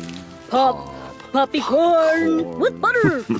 Butter. I'm sorry, do people actually put popcorn on their Christmas tree? Is this a normal thing that everybody does, or can't imagine that being good, right? Say, Orel, can you grab the chocolate light bulbs out of that box over there? Sure, Coach. Not that box. There's no way that box was there on accident. I think Coach Stopframe probably put that box there to more easily show Orel what's going on. Also, chocolate lights sounds sick. Coach, you like my dad the way my mom likes my dad, don't you? Your mom likes your dad? Holy shit! Oh my god. That has to be one of the best lines I have ever heard in this show. How seriously he said that after the pause. And the thing is he's actually right. Gilberta doesn't really love him. Damn. I'm not gonna lie, that is crazy. That's one of those lines where when you hear it, it just hits hard. Oh, it's no use. You can't show me what there is to honor my father about, because there's nothing honorable about him. Orel. Somehow, in his own blundering way, your father made you. And that's honorable.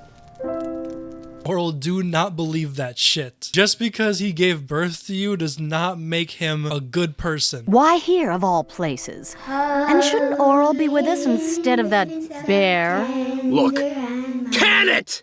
Now let's do something upbeat! There's 4 minutes left in the episode. I'm assuming everything from here on out is gonna go downhill. Also, I can't tell if that bear has a significant meaning or if he's literally just carrying around a bear. God, Clay is a piece of fucking shit, dude. Even in media, I don't really hate any character, but Clay and Gilberta and the Doctor are 3 people I genuinely despise. If the Lord were alive today, what would you give him this Christmas?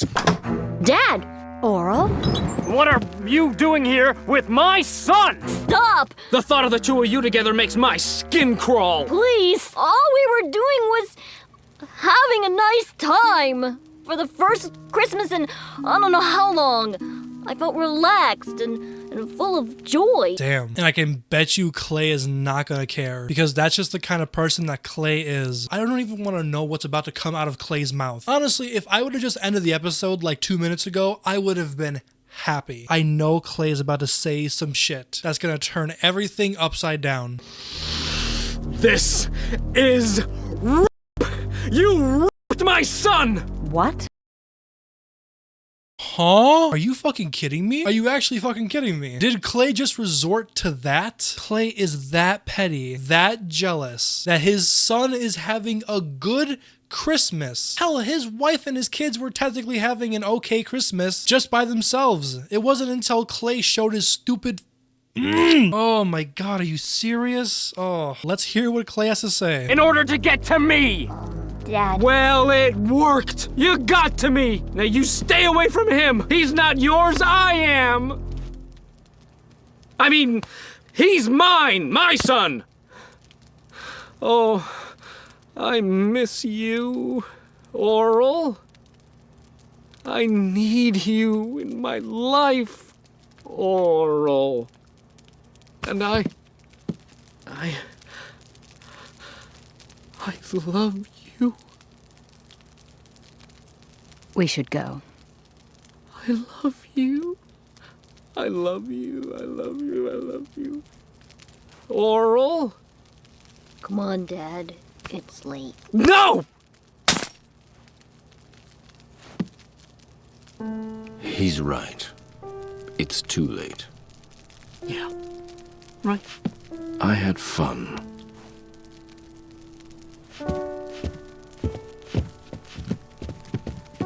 I can't believe Clay just did that in front of his entire family. His one last-ditch effort to confess his love to Coach Stopframe, and he did it in front of his fucking family? Oh my god, dude. That face that Coach Stopframe made, that face just told the entire story. That face alone just sold everything perfectly in that entire scene. Oh my god, that was so good. Also, I just want to point out that Clay's voice actor and his delivery on everything there was perfect. Oh my god. Today's Christmas sermon is about family.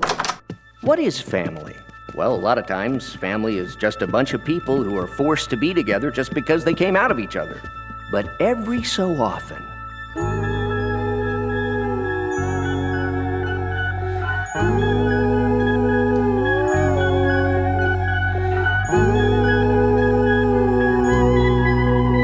What is happening? Are we skipping time right now? It looks like Orel's getting older, but not only is he getting older, he's getting happier. miracle happens. A loving family. Just like that, out of nowhere. Now what causes this? A belief in God? A strong moral structure? Blind luck? Who knows? Who cares? You're not gonna get any answers out of me. I'm just a puppet for the big guy. I don't write this stuff. The end. Oh my god.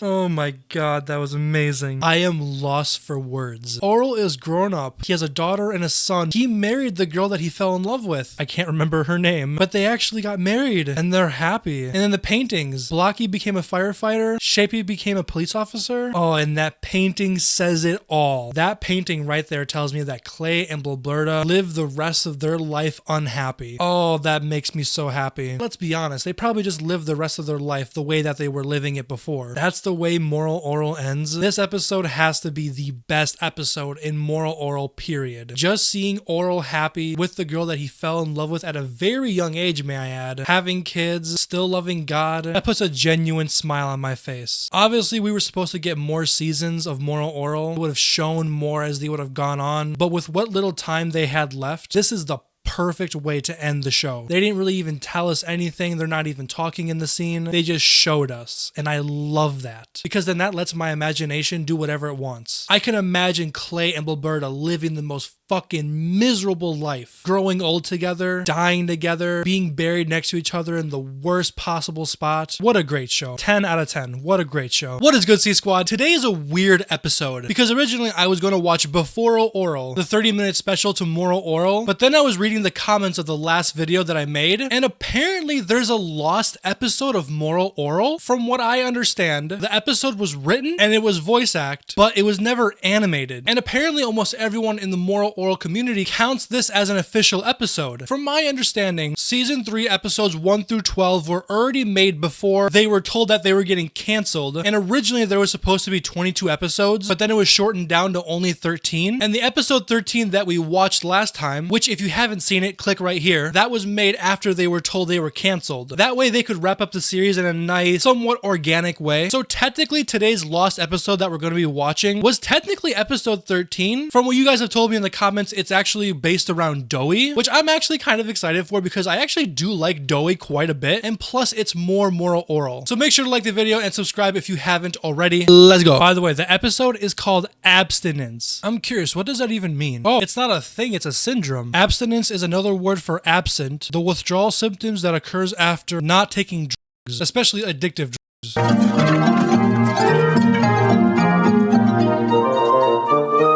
Call me crazy, but I'm already kind of digging the animation. I know it doesn't look anywhere near as professional, but it kind of reminds me of when Orel showed all the adults his own stop motion play. Also, this shouldn't go without saying, major props to the person or people who animated this. Obviously, they didn't have to, but we appreciate that they did. Round and round, round and round. Wheels on the bus go round and round. Bye, gay men. See you never again. I'm already going to tell I'm going to like this because obviously the person or people that made this didn't have the resources that the original Moral Orel team did. So they're going to have to be creative. So like that bus scene right there, that was pretty cool. So now what do you want to do now, Orel? Well, it's kind of late. Too dark to really do anything. We can make our own light by starting a fire with this magnifying glass. Except there's no sun to shine through the glass. Oh yeah. Doey, you dumbass. I'm brainstorming in my head now that I know what the word abstinence means, and since this is a Doey-centered episode, I'm gonna assume it has something to do with his parents. Make some mud pies, then we can dry them in the... Right, no sun, forgot for a second. I should really get home. Yeah, but it's too early for me to go home. I'm actually curious when this episode takes place. Like, I'm curious if this takes place after or before the camping trip. Orel's in a pretty good mood, so I'm assuming it takes place before, but I could be wrong. What can I do all by myself? Why don't you just do what I do? Go around trying to help people.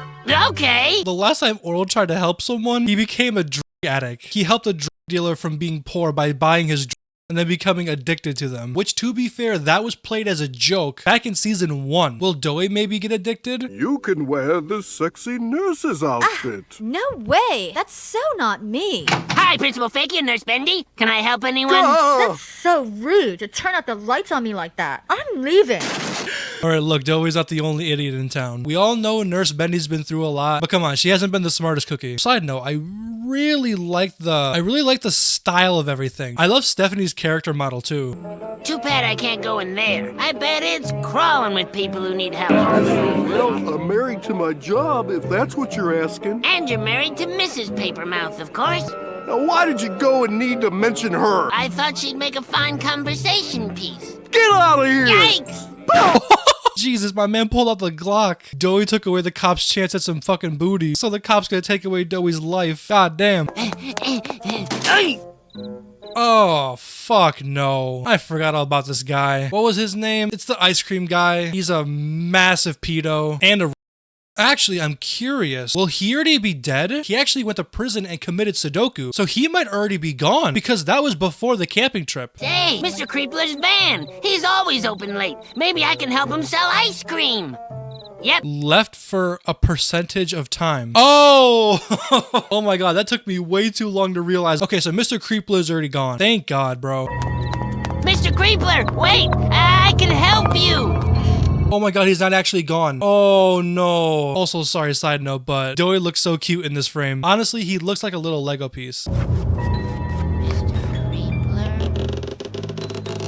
Don't say a word. Mr. Creepler, if you have the keys to Doey! Oh my god. Wasn't the reason why Mr. Creepler committed Sudoku was because Stephanie wouldn't have the baby? Because Stephanie was pregnant? Because Stephanie was sexually taken advantage of by Mr. Creepler? Is he gonna try and C-section the baby out forcefully? No. Hi, Mom. Ew! Cuties! I'm gonna take a shower. Smooth move, Sherlock Laxative. Listen, buddy, that chick's mine, get it? Sure, I get it. You married Mom. Yeah, and way before you were in the picture. You know, you've been nothing but a third wheel ever since you moved in here. You mean when I was born? Yeah, that. God, Doey's dad is a piece of shit. Well, Doey's mother and dad are both equally bad. Imagine yourself as Doey, right? Your parents pay you a good amount of money to leave the house. It's the middle of night and his dad doesn't want him to be home. Hell, he's telling Doey to go get a job. Doey's like, what, 12? Well, your dad tells me you're a natural cock blocker. What's that? You're gonna keep my roosters from fertilizing all the chicken egg. Oh. Those are your cocks. You'll block those from these little honeys. This character is so weird. Like, he gets turned on by chickens laying eggs. Also, even though I live in a big farming town, I actually don't know how chicken reproduction works because they lay eggs, right? Why would they need a male counterpart? As far as I know, chicks can just lay eggs whenever they want, right? And as long as I don't turn that egg into an omelet and it stays warm, it becomes a chick, right?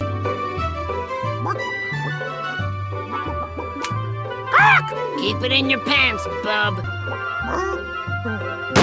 Nice double chin there, Gramps.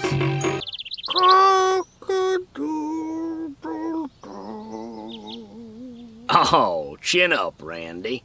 There's more to life than intracourse. Oh, no! What's the matter? The mayor has made eggs illegal. Well, Doey, you're gonna have to excuse the pun from the bottom of my heart, but you're laid off. Laid off? Orel, if eggs are illegal, I have no purpose anymore. Whoa. Oh, that's so sad. The job that Doey just got, that's what he sees his purpose in life. Also, I love Orel's puppet design. His skin is barely lighter than his hair. You could pretty much just smooth out his hair and it would just make him bald. You want to hire me? Could be. Well, if you need references, you can just ask Farmer Phony Crops, Principal Fakey, my own father, the cereal... Wait. So Doey knows that Mr. Creepler's a... That just tells you how sad Doey's life is. He truly has no one else to turn to. That's so messed up. Oh, and I love that I don't hate you. Aha! Reel it in, loose one.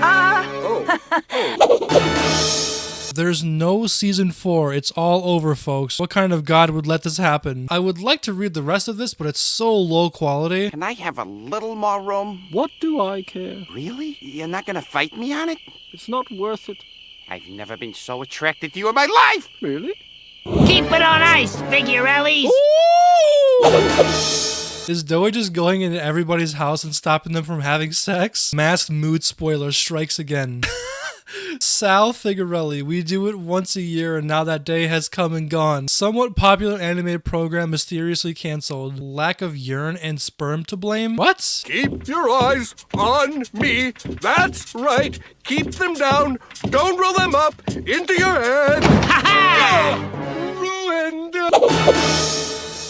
Artist rendering? I don't get this joke. Nuh-uh! Gotcha, you little party pooper. Doey? Doey just got fucked. I mean, not literally because he would have stopped it himself. Also, I like the little attention to detail. Reverend Putty and Stephanie walking together, spending time together. Very sweet. There's something kind of sad about the fact that Doey wasn't called Doey. He was called Orel's best friend. That's kind of sad, actually. Weep not. They may have stopped this reign of righteous terror, but I have more up my sleeve. I got in trouble. Why would Doey care if he got in trouble? His parents are not going to do shit. Whoops! Sorry, whoever you are. It's me, Orel. Oh, hi, Doey. Why don't you have any eye holes in your mask? Because I'm dressed as Blind Faith. That's pretty good. Also, Orel has his cast on, so this takes place after the camping trip. So then why was... Oh, I'm assuming the first half of this episode took place before the camping trip, and now this is taking place after the camping trip. So then Orel being Blind Faith actually is even twice as funny. You know, Orel, I can smell lovemaking a mile away. Golly. Huh? Ew, gross. Okay, I don't know why, but that reminded me of that one girl from Encanto who can hear really well. I would hate to have the power of being able to hear really well. Like, I'm talking superhero type hearing. You could just hear people clapping cheeks from a mile away. Jesus Christ, what the fuck is wrong with me? I'm sorry, that was so random. No matter what people feel about each other here, it all turns dirty. Golly! Anytime someone shows some kind of niceness towards someone else, they don't know what else to do. They just start going at it. I think it's probably because niceness doesn't really happen too much around here. So it feels odd when niceness does happen. And it feels so odd that it's unnatural. Maybe even wrong. Maybe being nice here in Morrilton feels dirty. Wow. This is the Orel I wanted to see more of if season 3 wouldn't have gotten canceled. I wanted to see an Orel like this. A complete 180 of how Orel was in season 1 and 2, but we were robbed of that. What were you thinking? We can go get your sundial and check the time. Okay, Doey. Let's do that. Hooray!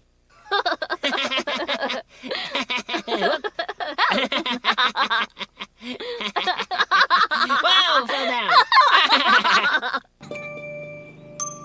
There's something really sad. Obviously, that scene is supposed to be really happy and fun. Seeing Orel and Doey together having a good time. It's just them two in the street. Honestly, I'm really happy I watched that. Thank you guys for letting me know about this episode because I had no idea it even existed. While this episode doesn't really touch on the main Orel storyline, Doey's a character that I genuinely feel really bad for because of his parents just not loving him. And it's really sad that Doey felt like his only purpose was a job that he just got. That's so sad. And even though the ending right here was kinda nice, in reality, Doey probably lived like that for the rest of his childhood, you know? I'd like to believe Doey had the same conclusion as Orel did in the last episode, where he grew up, had a family. Doey's that kind of character where you feel really bad for, so you only want what's best for him. But anyway, now that we're finally finished with the actual series of Moral Orel, I still plan on reviewing / reacting to Before Orel, the 30-minute prequel special. And of course, I'll be moving on to other things, but I also plan on dedicating a long video for ranking every Moral Orel episode, but that won't be until farther down the road. I want to start reviewing different shows like Moral Orel that have a deeper storyline. I'm not into the whole watching funny shows just to laugh at them, at least not for YouTube. That way I get to theorize while I'm watching, and the people that haven't seen the show that I'm watching, we get to theorize together, and the people that have seen the show that I'm watching, they get to kind of just wait for my reaction to big moments. So anyway, have a good rest of your day.